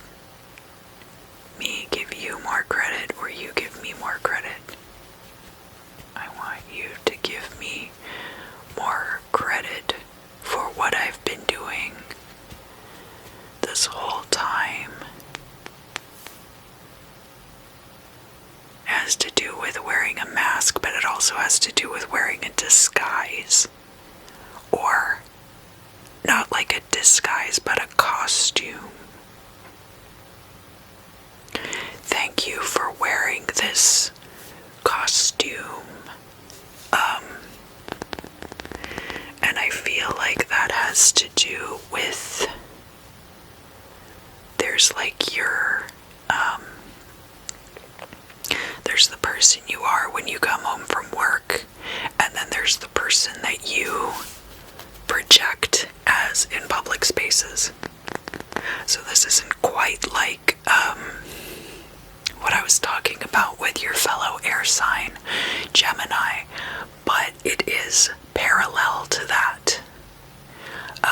I often think of the two air signs, well, like all the air signs really, right, have these parallel lines. You've got the parallel lines in Gemini, you've got parallel lines in the sign of Libra, and you have parallel lines in Aquarius as well. So all of the air signs have that kind of potential for duality there. And I feel like for you, there's this private person and then there's a public person. And the fact that you have to do both of those things,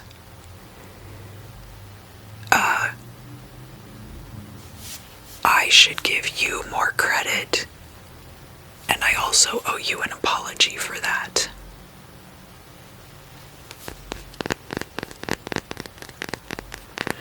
So, I think in some ways, like, I, as a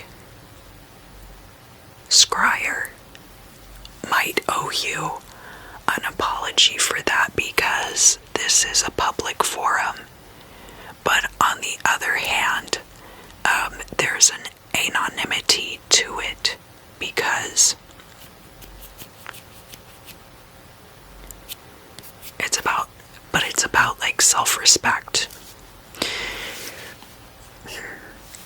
So I understand that, like,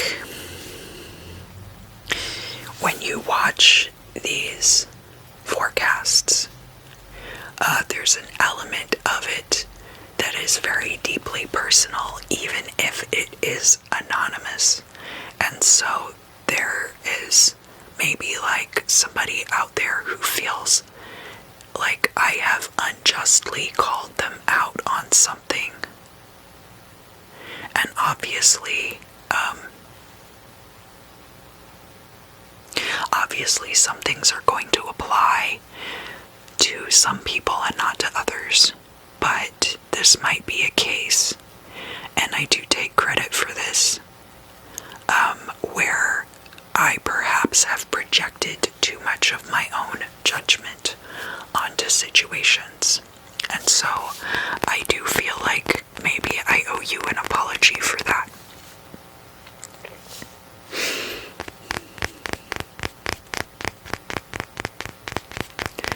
So, that being the case, I do apologize. I'm certainly not trying to call anyone out.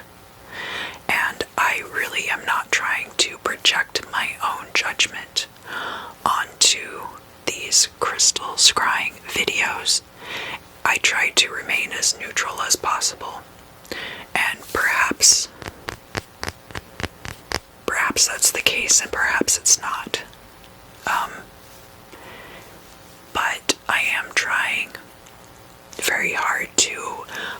messages out as I hear them. So, if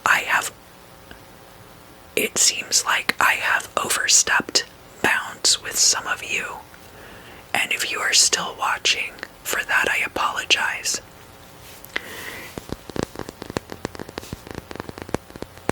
Now, that being said, there might be some of you out there that doesn't apply to you, in which case there might be a situation that is similar for which you feel you are owed an apology, and the circumstances around that might be similar to what I described.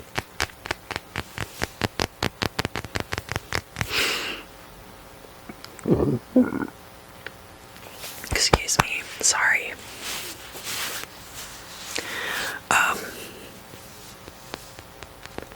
But I feel like there's more to it than that. This is not just about this one situation having to do with the crystal scrying video. I feel like this has more to do with the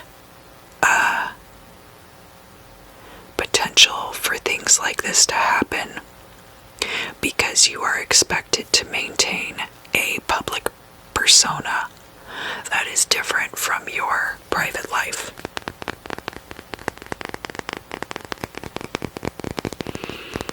And so that, for some of you Libras, is going to be the crux of your feelings this week. And regardless of anything else that's happening to you, this is deeply personal.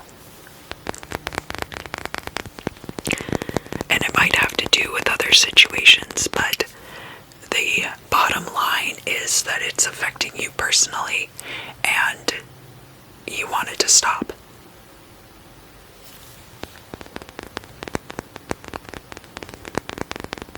Now, the one caveat that I will give is that because of the nature of these videos, I'm not going to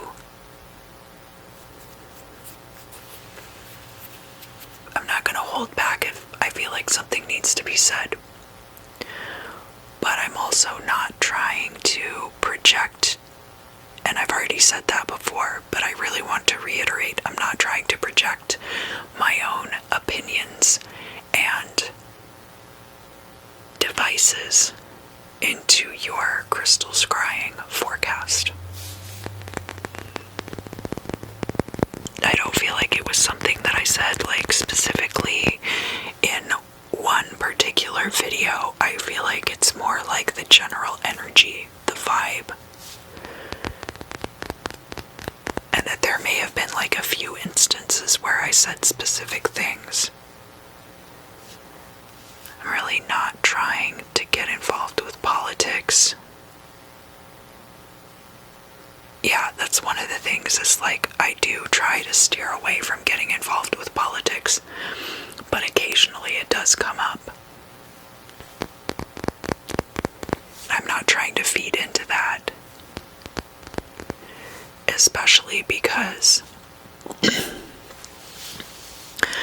it's difficult enough to maintain one's own sovereignty in the realm of public life, and all of these things that we are able to discuss with commonality also dehumanize and disengage us from each other. Is there anything else that I need to say about this to Libra, Sun, Moon, and Rising for the week ahead, January 13th through the 20th? No, I think that about covers it, honestly. So, again, I do apologize. I'm going to try my very best to do better in the future by you, and by everybody that I'm scrying for to maintain neutrality.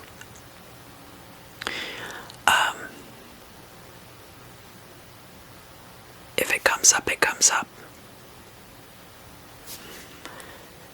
I love you guys to pieces. I really do. I hope that you have a great week, and I look forward to seeing you again very, very soon. Hello, Scorpio. Scorpio, Scorpio, Scorpio, Scorpio, Scorpio. Scorpio, sun, moon, and rising.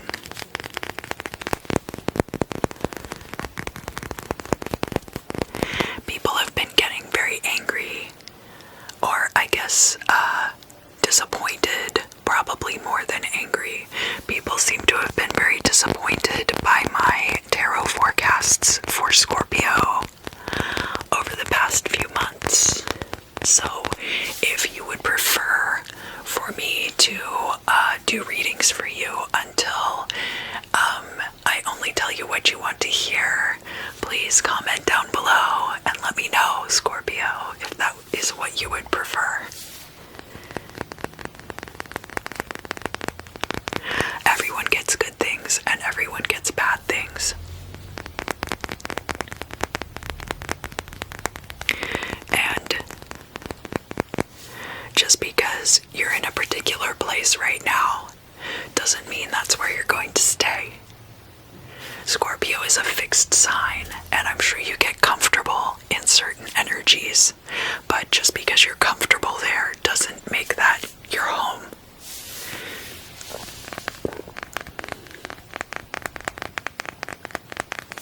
It also doesn't make it an ideal place for you to be.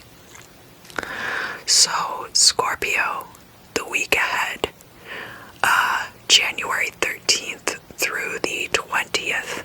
What do I need to tell Scorpio for the week ahead?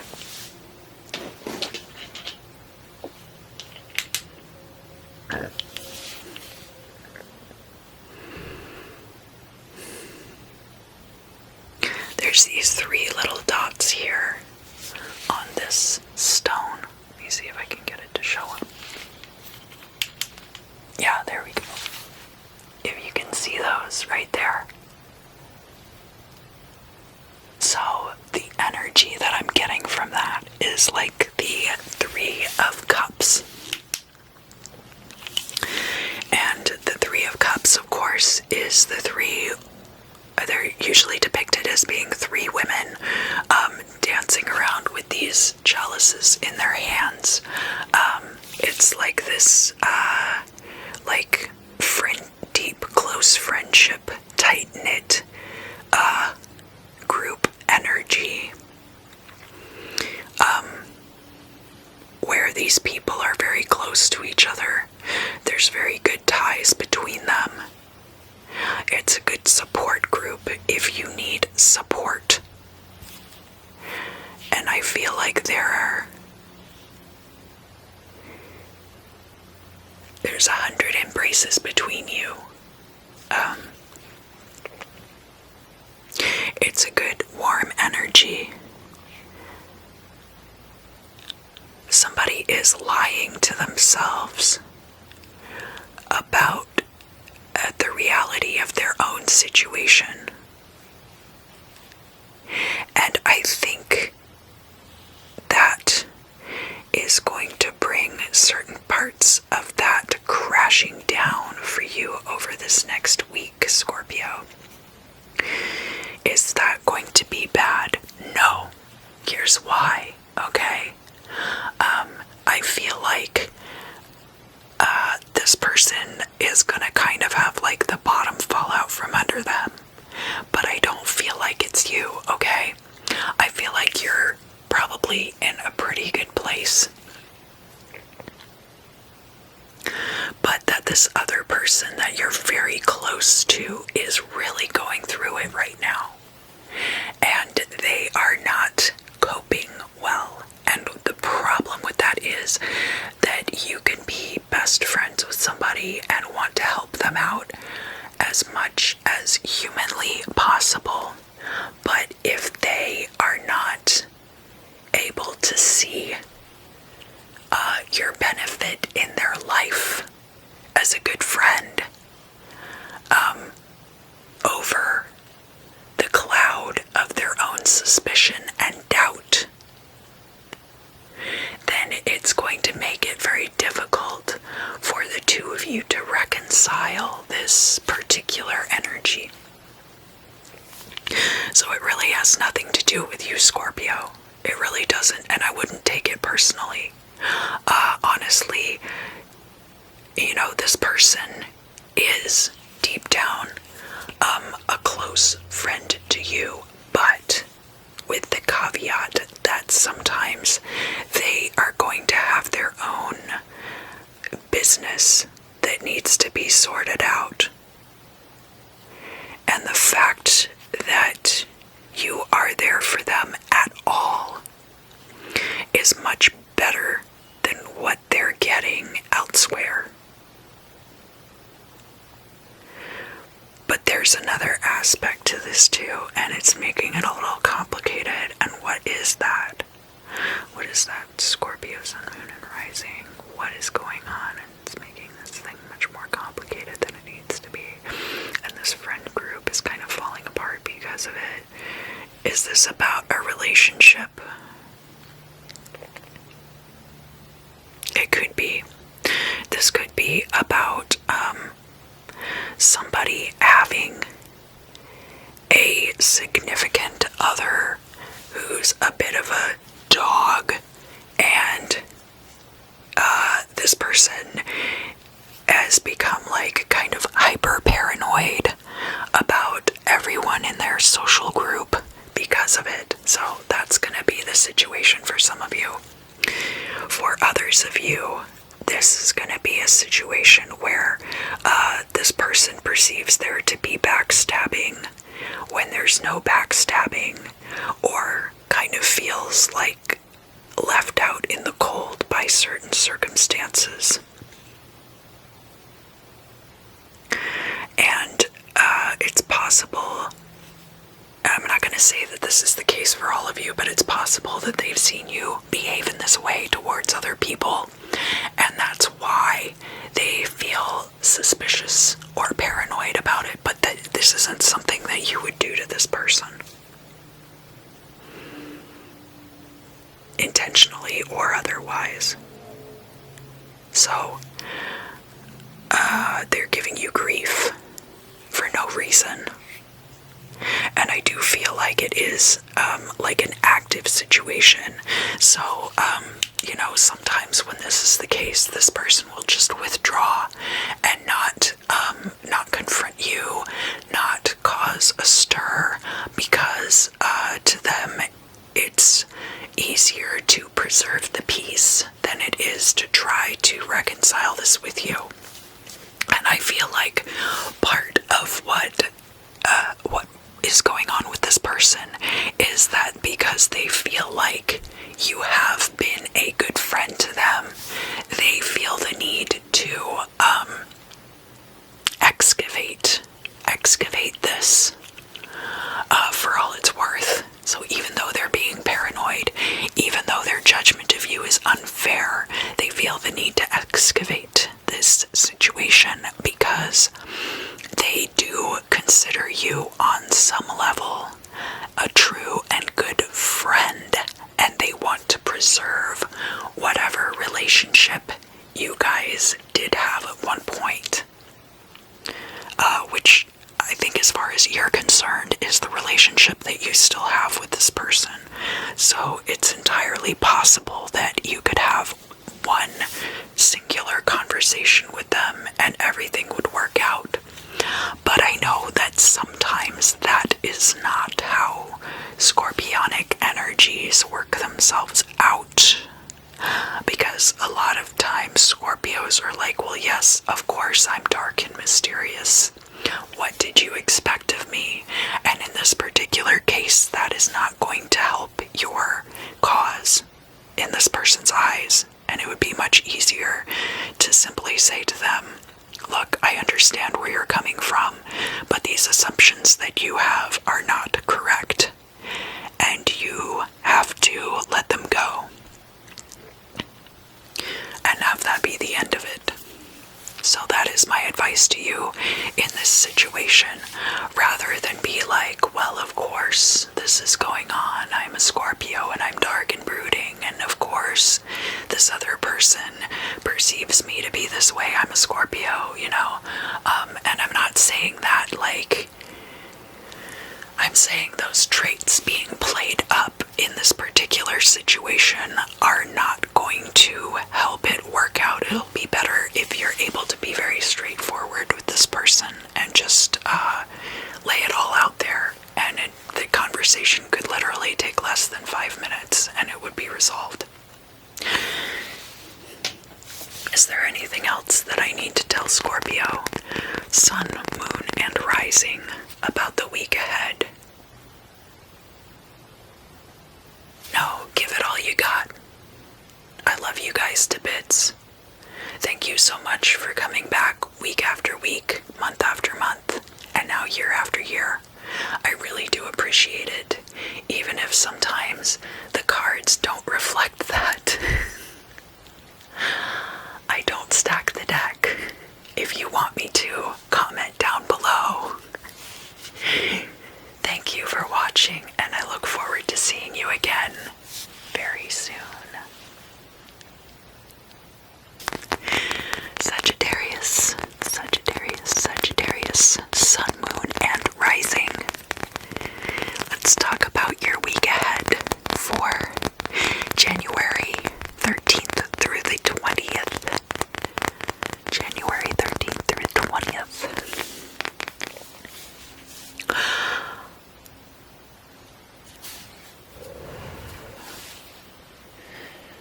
You're about to find out something,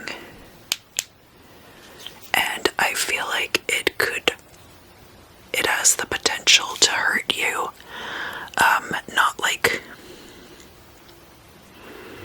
Not hurt your feelings necessarily, but you're gonna find out about it, and it's going to maybe hurt you isn't the best way of putting it. It's gonna complicate things, possibly, for you. A business meeting confiscated.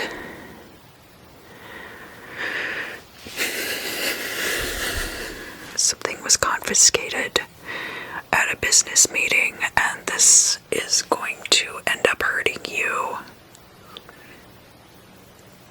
What, like a phone? This is weird. Okay.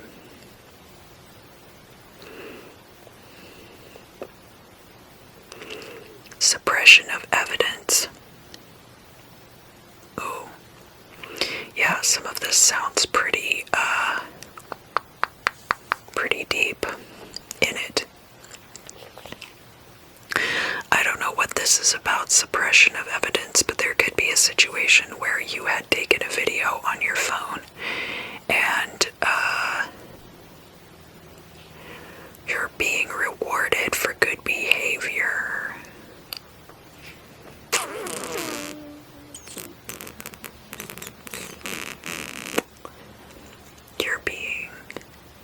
God, this is confusing. Hold on.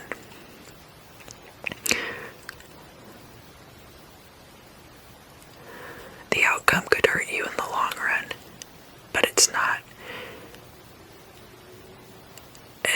It's not because you're busy for success.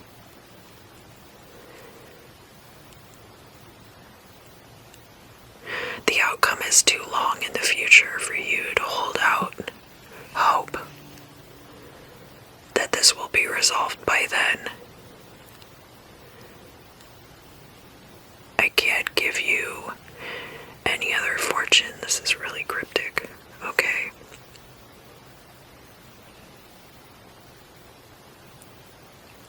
You tease out the corners.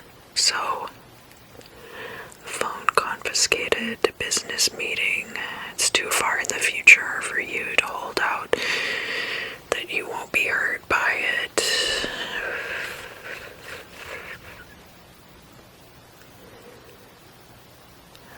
there's like a certain entropy to the situation.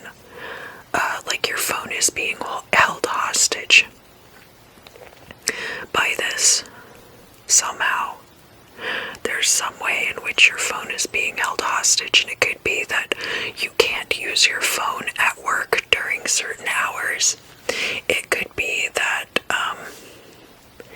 you are being bombarded with messages from a certain person or a group chat or something like that, or phone calls, and so you have to turn your phone off. It could be that you lose your phone. It could be that, but it's like your phone got confiscated, which sounds kind of like in class when your phone gets confiscated. And you might end up missing like important phone calls, and it ends up causing a problem for you. Like maybe at first you didn't really think of it as like a problem, but then something ends up happening because of it that you didn't even foresee, and because of that it ends up being detrimental to your livelihood. Or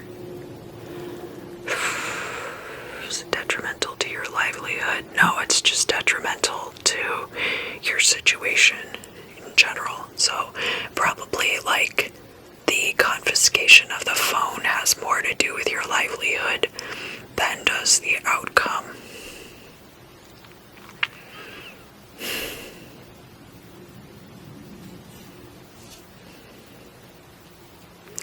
Successful phase 2 of this project is going to require you to knock out the cell phone tower.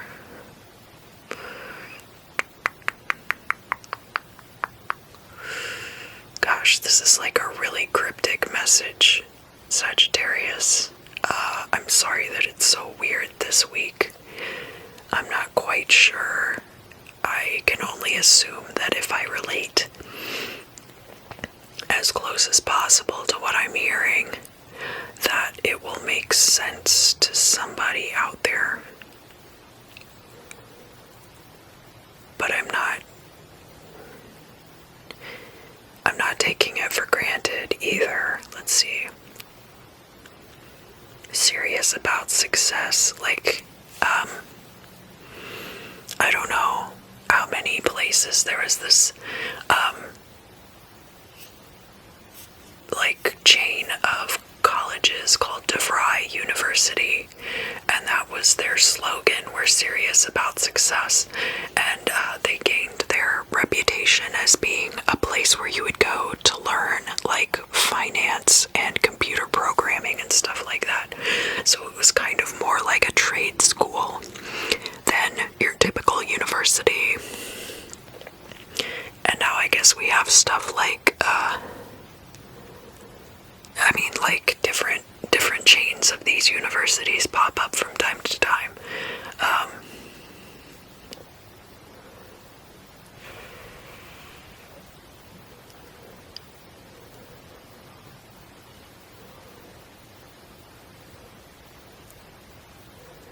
I'm not giving it to them. What?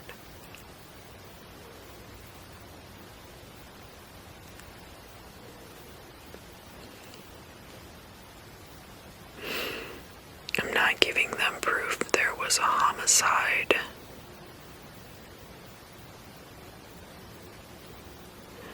I'm not trying to get wrapped up in that. So, Sagittarius, I feel like for some of you, and this seems like it could end up being really specific. It seems like there might be somebody out there who witnessed a crime and got video of it on their phone, and then the phone might have been confiscated by police.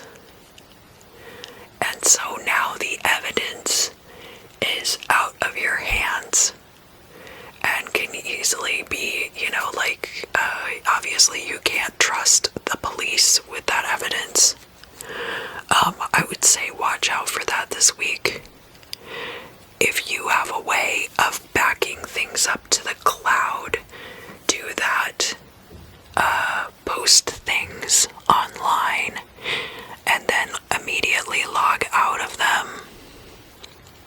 Because that's the thing, if someone can log into all of your same social media accounts from your phone, then they can go into your account and delete things from your social media as well.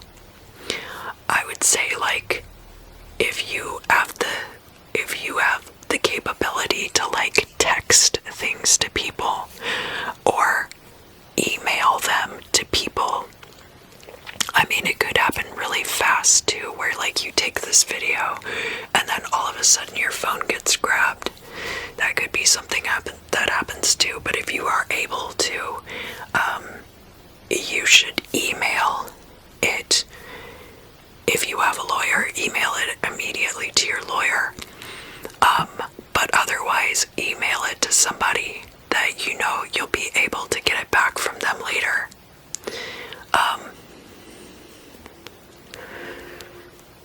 Because that's something that is less easy to undo once you have sent a file. Now the thing is, like, you would want to send it through WeTransfer, because then you know that it's gonna be there. Whereas if you send it through Google and it's in Google Drive, it can get deleted off of your Google Drive.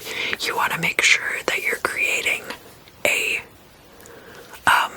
I would even, like, upload it to Tumblr, honestly, because nobody's gonna check for it there. Just saying. I mean, your video could go viral and then it is immortalized, but might be one of those cases where something ends up flying under the radar and you need it later and you don't have it.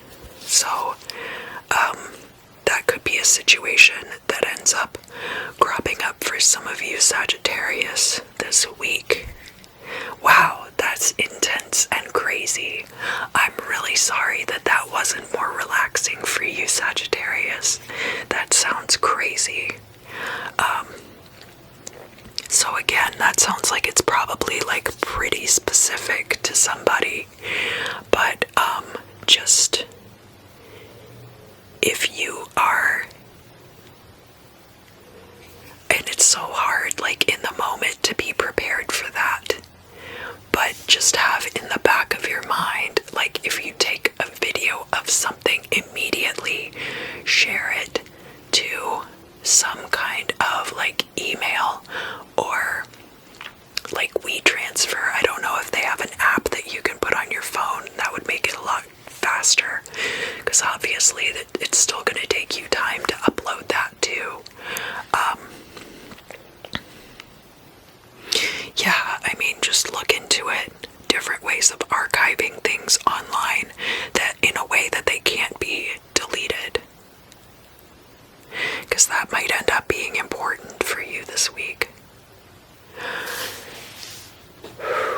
Is there anything else that I need to tell Sagittarius, Sun, Moon, and Rising for the week ahead?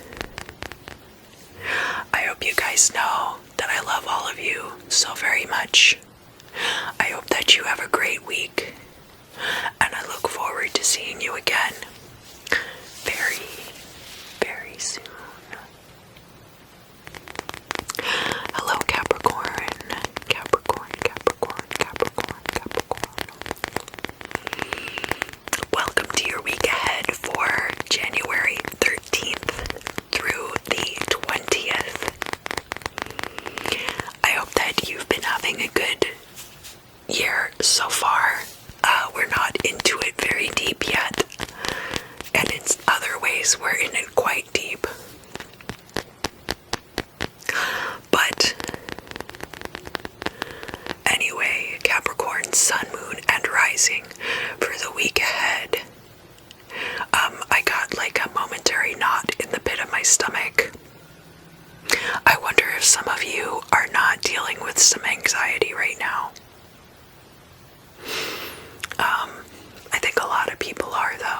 let's see. What else is going on? Let's move past that for now. We'll come back to it if it comes up.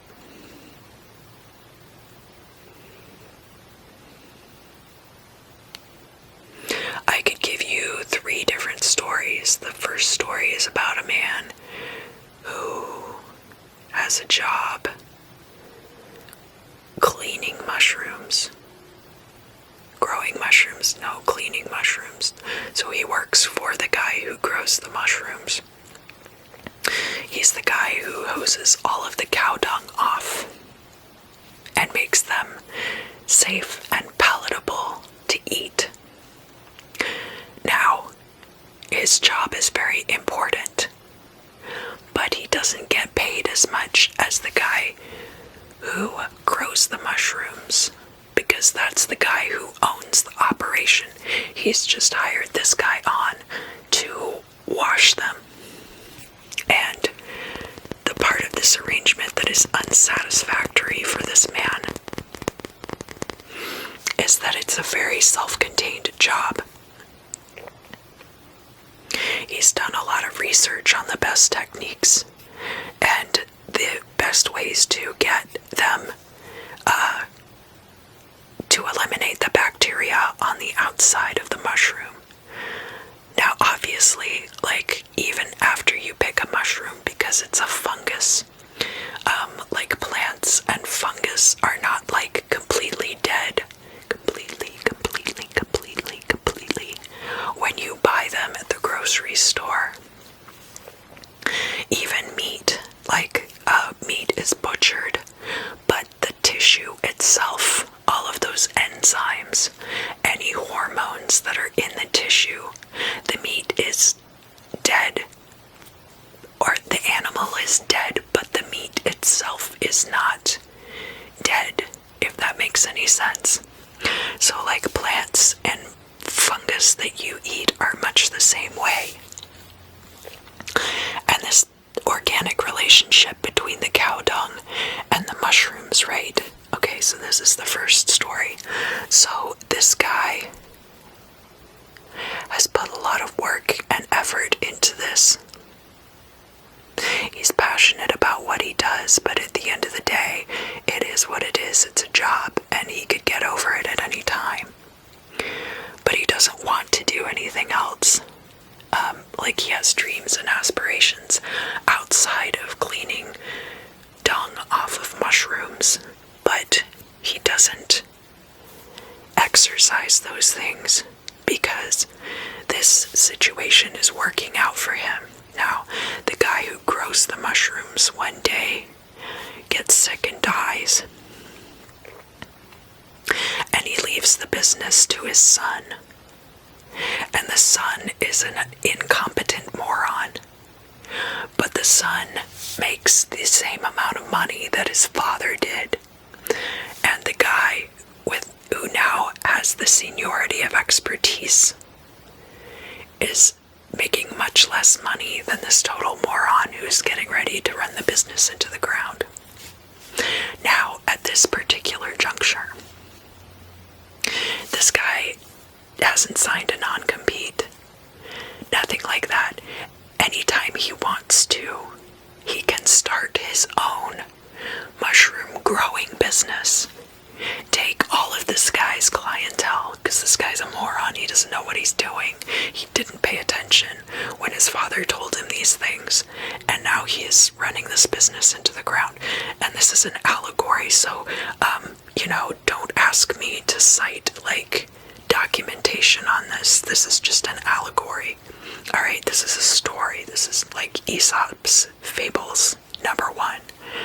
And so this guy comes from this rough background. This is #2. Okay, this guy comes from this rough background, and he says to himself that one day he's going to be the king of all the losers and run a successful pornography business. He's gonna have the store. He's gonna have the rooms in the back where you can watch the movies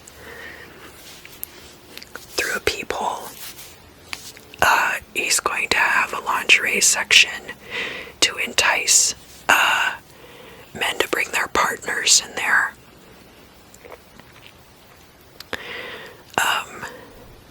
Oh, and this ties in with a dream I had one time. This place has like pink glitter, like upholstery vinyl all over it. And there's a cockatoo. It's the white bird that has the little plumes that come off of his head like this. It's a cockatoo. And the cockatoo knows all the swear words and talks like a pirate. That's story number 2. Alright, now we're on to story number 3. It's about a sea monster.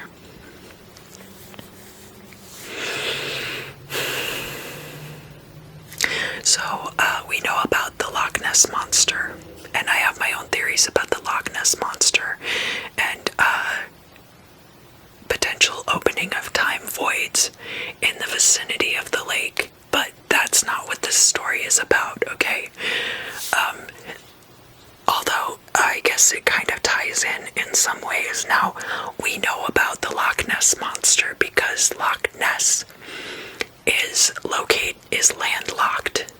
It's in Scotland, and it is a measurable lake. Now, it's a very deep lake, and there are lots of parts of it that are very mysterious and shrouded.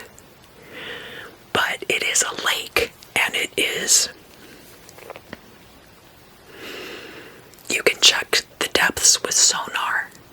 You can see a certain amount of distance in it, all of these things. Now, but if the Loch Ness Monster were in the Mariana Trench, that wouldn't happen because the physiology of that creature, the plesiosaur, could not withstand the depths of the Mariana Trench. But just imagine, because it could be out there in the ocean somewhere, and we wouldn't know about it. Now, is that animal related to the animal in Loch Ness? It could be that they're the same species, but they're different subspecies. They could have evolved totally independently from each other. Like all of the animals that have ended up evolving into crabs. But that's not the main point. The main point is that we know that certain things exist because they are within our realm. But there lies so much territory outside the realm of what we can experience that we don't know how many of these things that exist here are mundane and commonplace there. And now I'm supposed to go back and talk about the King of the Losers again. Alright, so this guy's got this porn store, and he's got this bird. And one day, a man comes in, and he's looking for a particular kind of device, shall we say. This channel's not for kids, but I'm not trying to get too explicit and graphic. I don't know why this dirty story came up in between two normal stories. The porno sandwich, so to speak.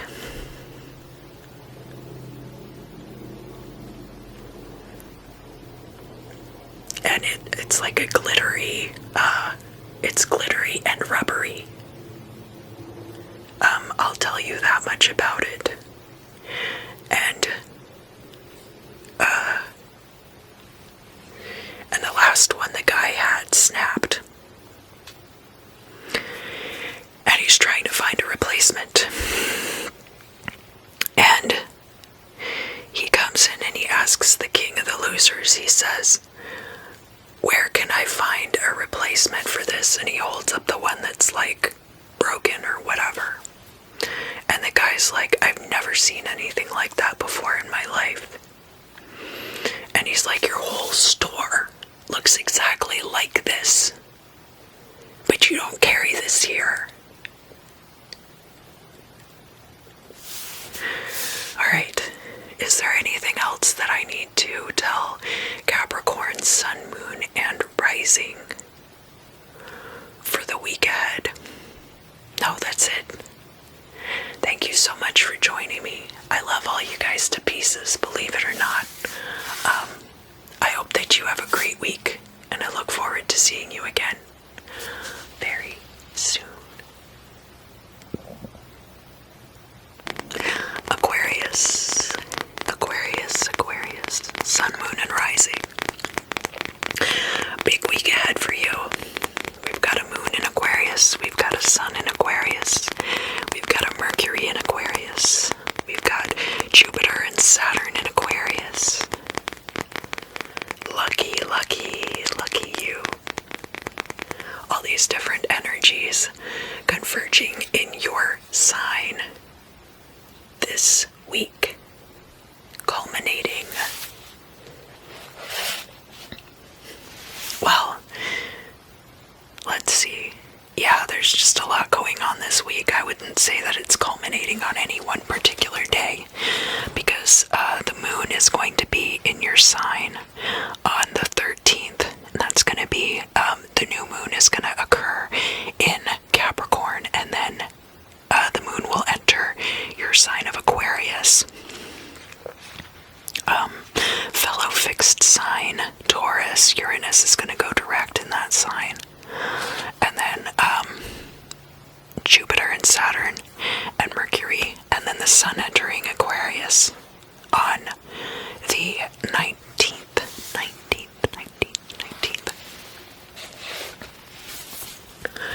So, some of you are going to have birthdays on the 19th, perhaps. And to you, I wish a happy birthday.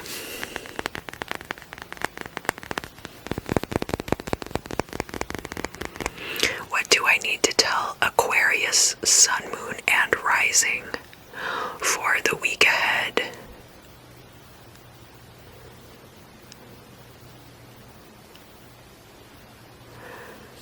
Give it all to the desert. Giving it all to the desert. I feel like some of you could be living in a foreign land. There's a desert. There could be like some kind of, and I don't know, given the current global pandemic event, I don't know if like a lot of these like endurance races are still happening. I'm assuming that stuff like that may or may not still be going on. But this could also be like a metaphor for the endurance race that you will be running this week, possibly. So it's not so much like an endurance race as it is like a hunt for, let me just make sure that I'm getting this right.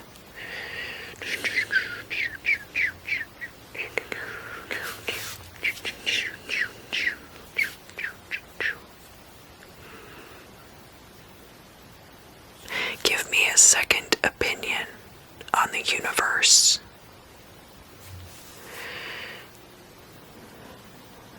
So the universal equilibrium that you're searching for, you're trying to get a second opinion, and they're telling you to give it to the desert as a token, like as a sacrifice or a token or an offering. You have to give this thing, and what is it? it's like a part of yourself, like your sweat, your, not your blood, but like your sweat, your urine, your waste, that you are offering to the sand to dry out and become one again with the earth through it. And it's giving you a list of options, and one of these options is to sit down on the ground in the middle of the desert and waste away for a 3-month period and get back up again and find your way home using nothing but a towel that you're wearing as a loincloth.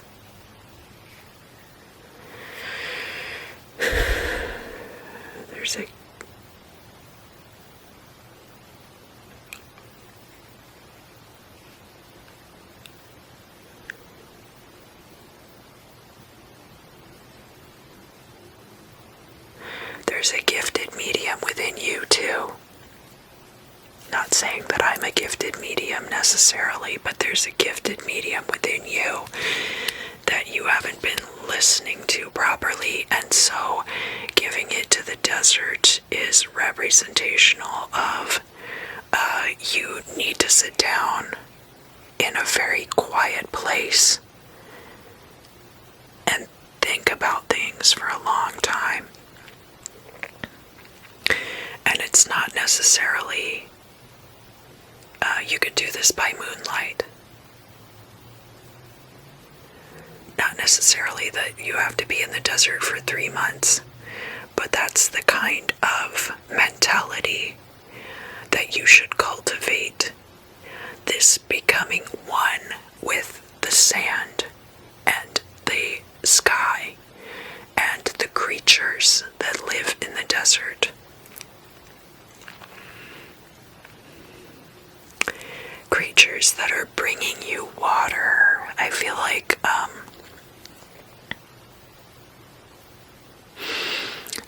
something is bringing you water,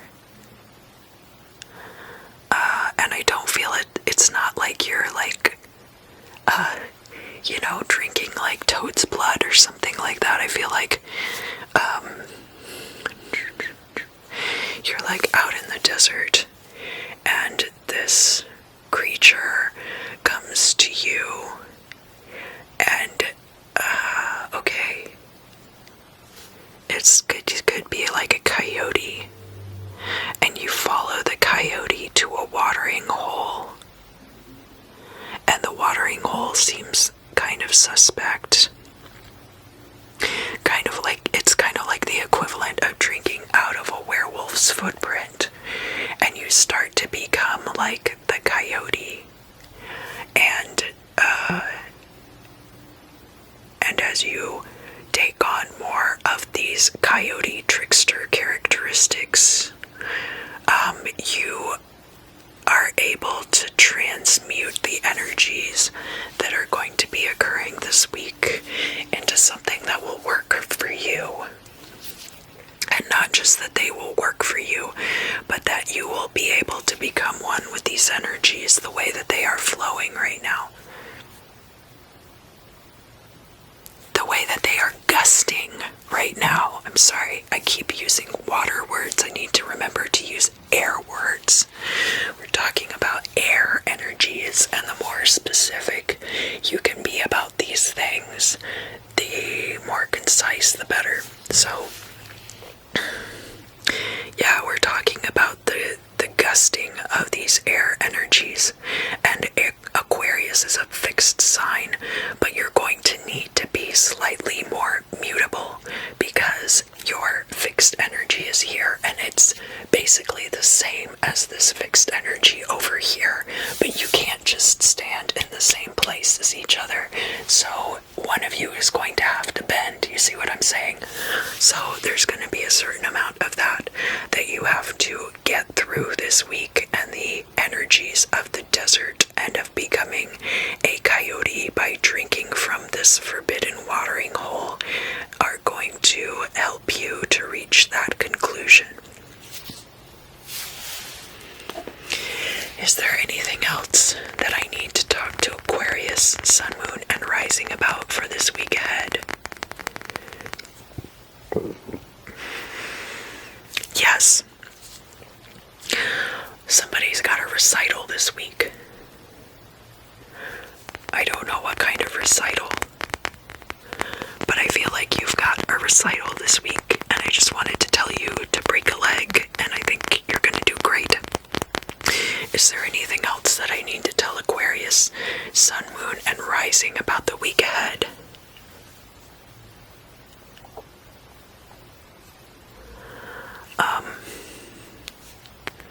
Moon in Aquarius, people, pay attention.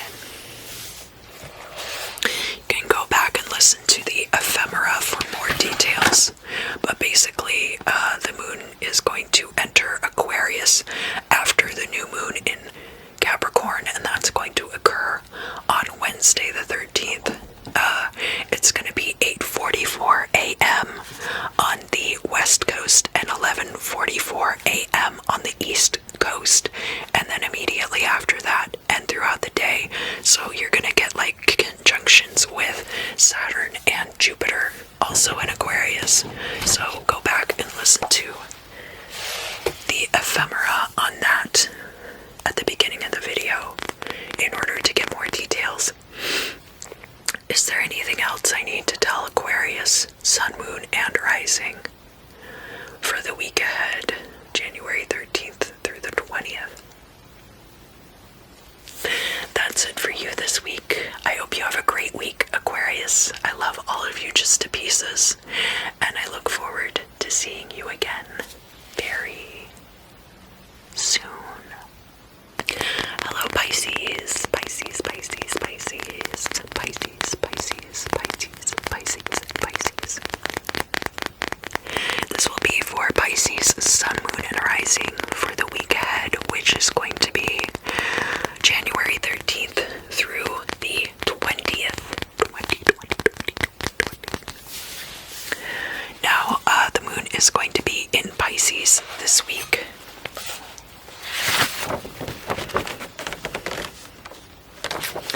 But that transit is going to be pretty quiet.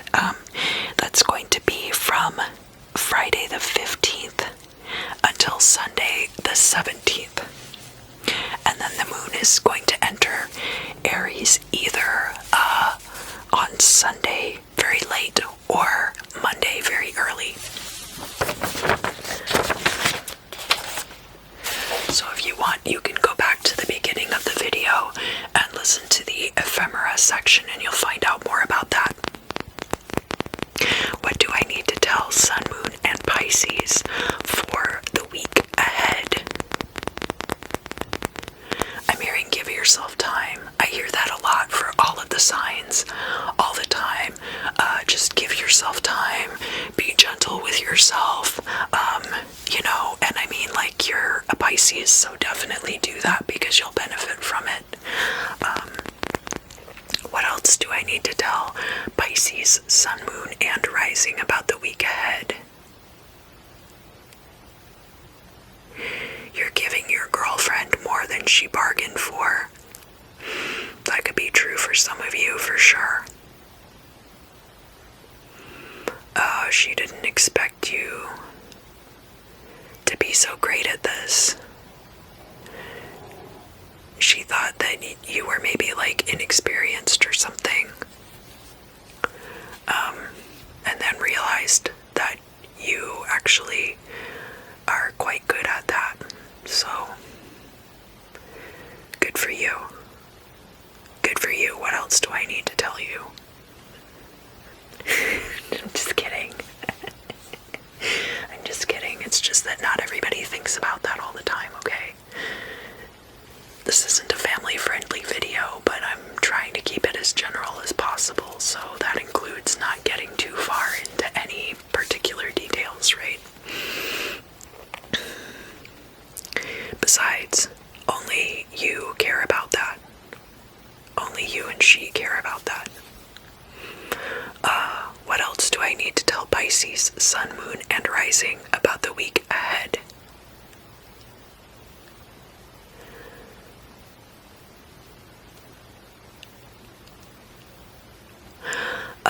Your girlfriend is gonna have to come up for air, like you're draining her energy somehow. I don't know, this seems very personal and I'm getting uncomfortable. Can we please change the subject? What else do I need to know? What else do I need to tell Pisces for the week ahead?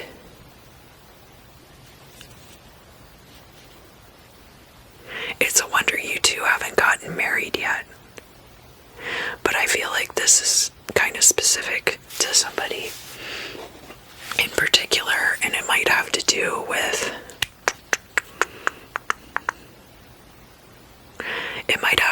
the uncertainty that we're all living through right now in a lot of different ways. But I think you're excited about a particular outcome playing out in this relationship that you haven't shared with anyone, including your partner. Okay, so now I understand. There was a reason why I had to preface everything with all of that. It wasn't just to stroke your ego. It's that you have a particular way that you want all of this to play out in this relationship, and maybe she was, and I'm getting very specifically like girlfriend, but I'm not getting like you, Pisces, sun, moon, or rising. I'm not getting like gender specifics for you. I'm only getting gender specifics calling somebody your girlfriend. And I mean, like, some of you might be dating guys and call them your girlfriend too, but it's like a specific energy. I can't believe you haven't told them yet. I can't believe you haven't told him yet.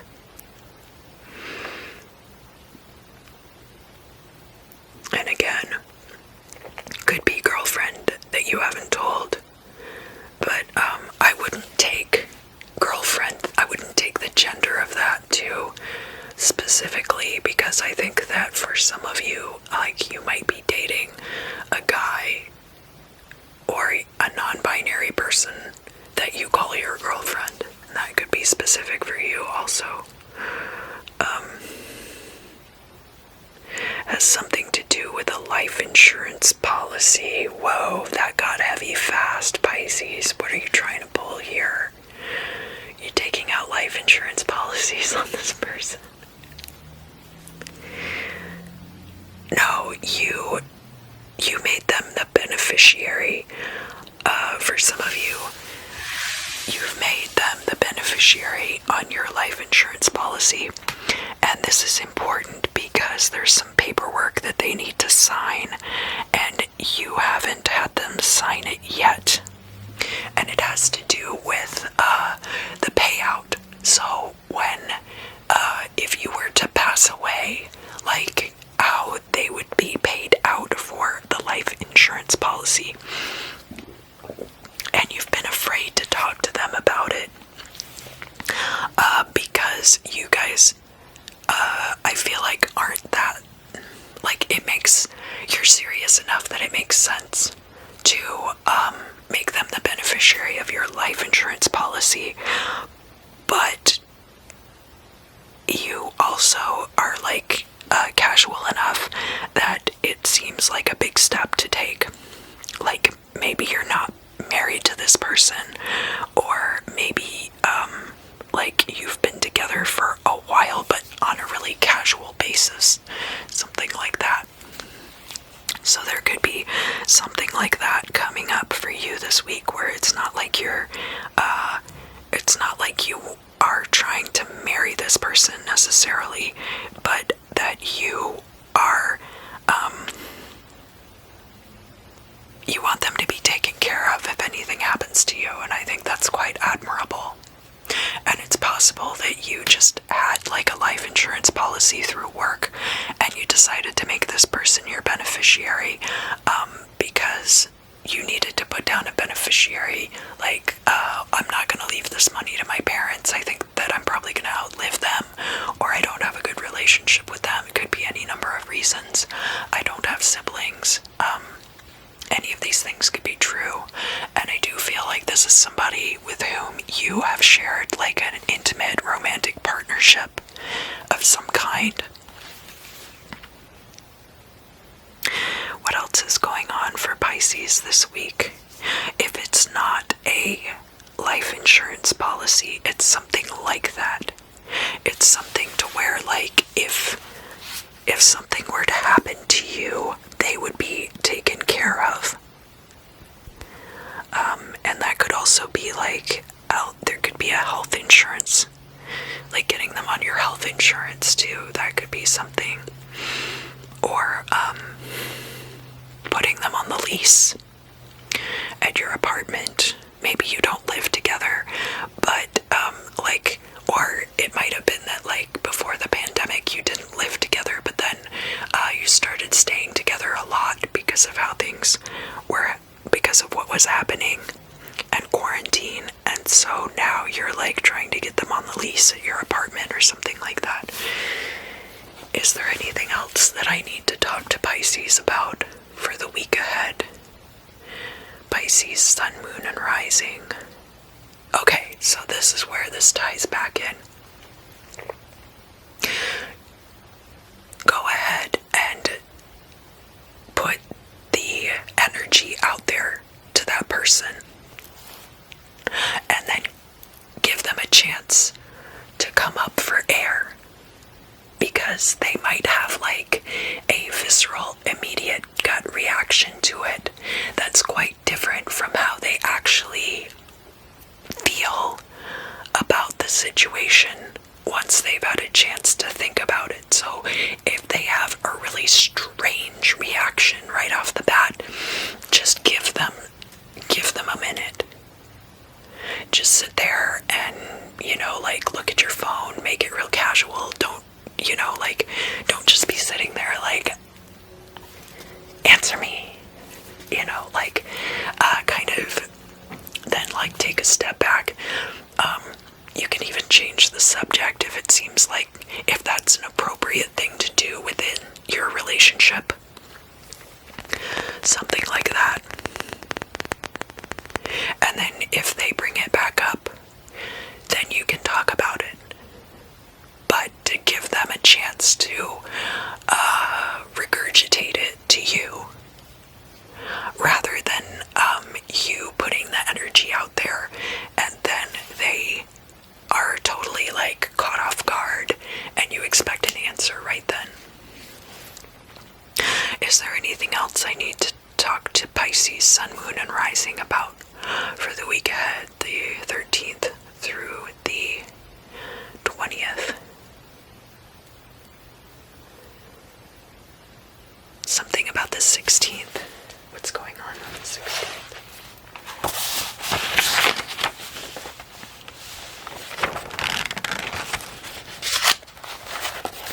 So Saturday is the 16th, and that's one of the days when the moon is in Pisces. So if you're a Pisces moon, that day might be,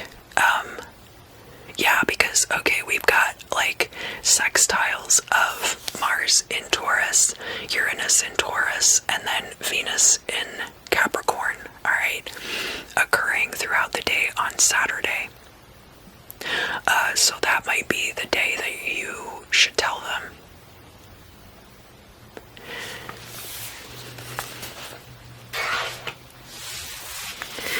And again, you can go back and listen to the ephemera if you want to get more details about the moon being in Pisces at that time. Is there anything else that I should tell Pisces, sun, moon, and rising for the week ahead? I should tell you about your financial future. It's good. It's not very detailed. Sorry. It's going to be better over the coming year than what you have expected for a while.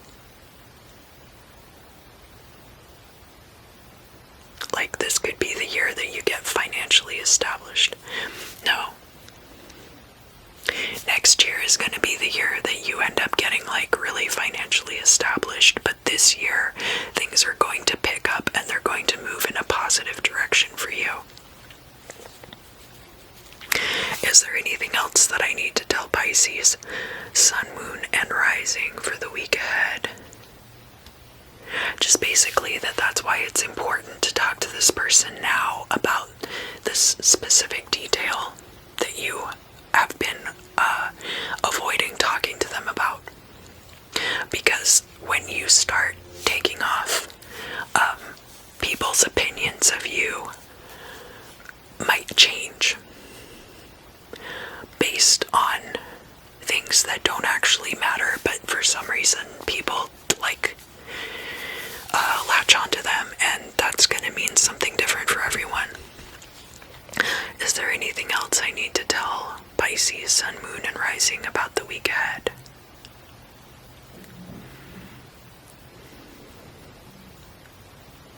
Something about a serpent or a snake. So, the symbolism of serpents and snakes is usually that they are insidious deceivers in your midst. It could be somebody who is going to betray you. I don't feel like it's the girlfriend. I don't feel like it's the person that you are leaving this money to, theoretically, in some way, shape, or form. I feel like these are people who are like fake friends around you. You're like a mongoose among cobras. Is there anything else I need to tell Pisces, Sun, Moon, or Rising about the week ahead? Give it all you got. I hope you have a great week. I look forward to seeing you again very soon. I don't know if you guys believe this, but I do love all of you so much. And I'm so glad to see you. And thank you for joining me today.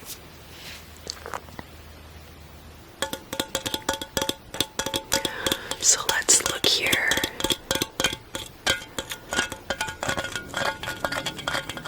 Let's look here at the wax. Let's read the wax together.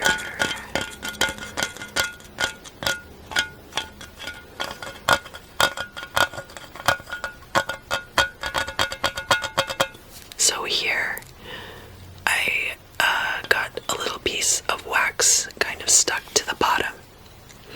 That could be an anchoring, an anchor point, and anchors can be good or they can be bad.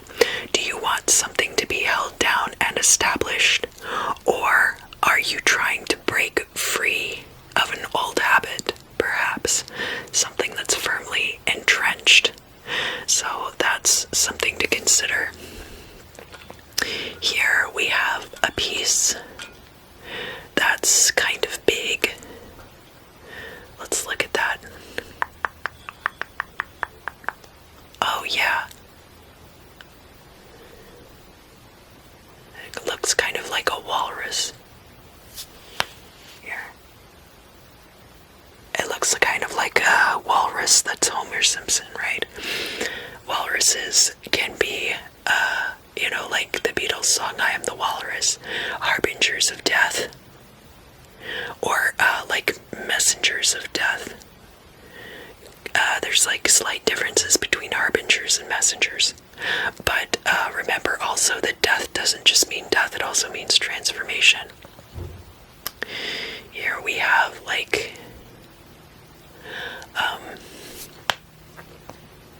a little piece. This piece is very thin, and there's like a flexibility to it. I don't know quite how to describe, but it reminds me of something you'd see in a circus tent. Like a performative aspect to it. We have to juxtapose with the walrus. We have this little chick that's still wearing its own afterbirth. So I feel like there are cycles ending and new cycles beginning to replace them. And despite your best efforts, there are things that will remain constant in your life. we have a lot of little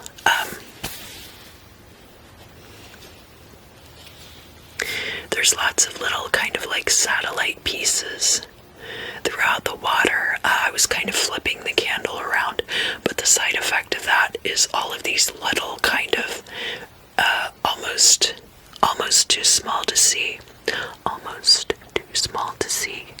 droplets of wax floating throughout the water, and a lot of smaller sized droplets of wax. There are many people, and I think this was something that I talked about last time, but lots of people coming together. Now lots of people are talking about their ideas, and some of these ideas are big ideas, and some of these ideas are small ideas. And right here, this guy.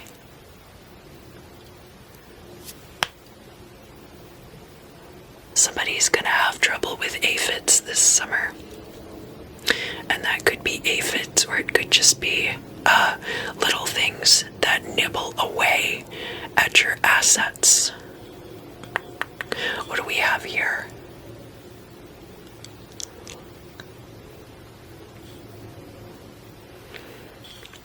This is some kind of livestock. It's either a sheep or a pig.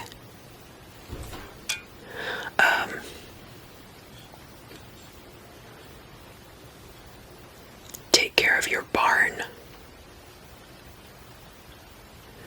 barnyard assets. There could be some aspect to your business where there are live animals involved, or it could be like that your workforce is not an expendable workforce, and it's a reminder of that you need to take care of them.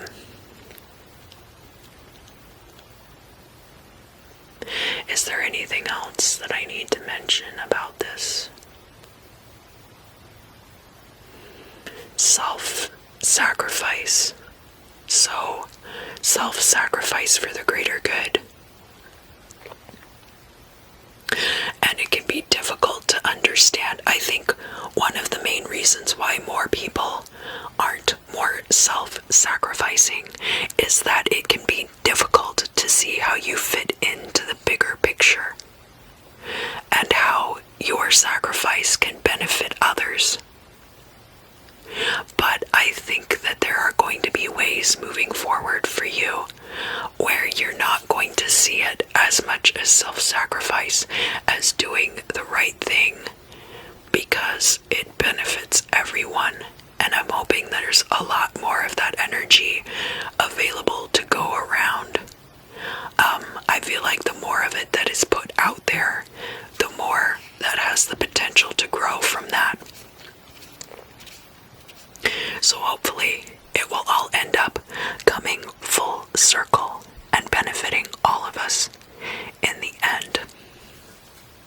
Thank you. Thank you. Thank you. Thank you. Thank you. Thank you. Thank you. Thank you. Thank you. Thank you.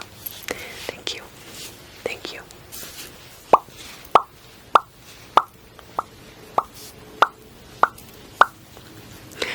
I'm really glad that all of you showed up for the reading today. I had a great time. I really enjoy doing these, and I hope you enjoy watching them as much as I enjoy making them. If you enjoyed this video, please like, share, subscribe, leave me comments down below. Let me know what you liked. Libra, don't forget to tell me what you think I should apologize for. But I think we covered that in your segment. Let me know if I left anything out.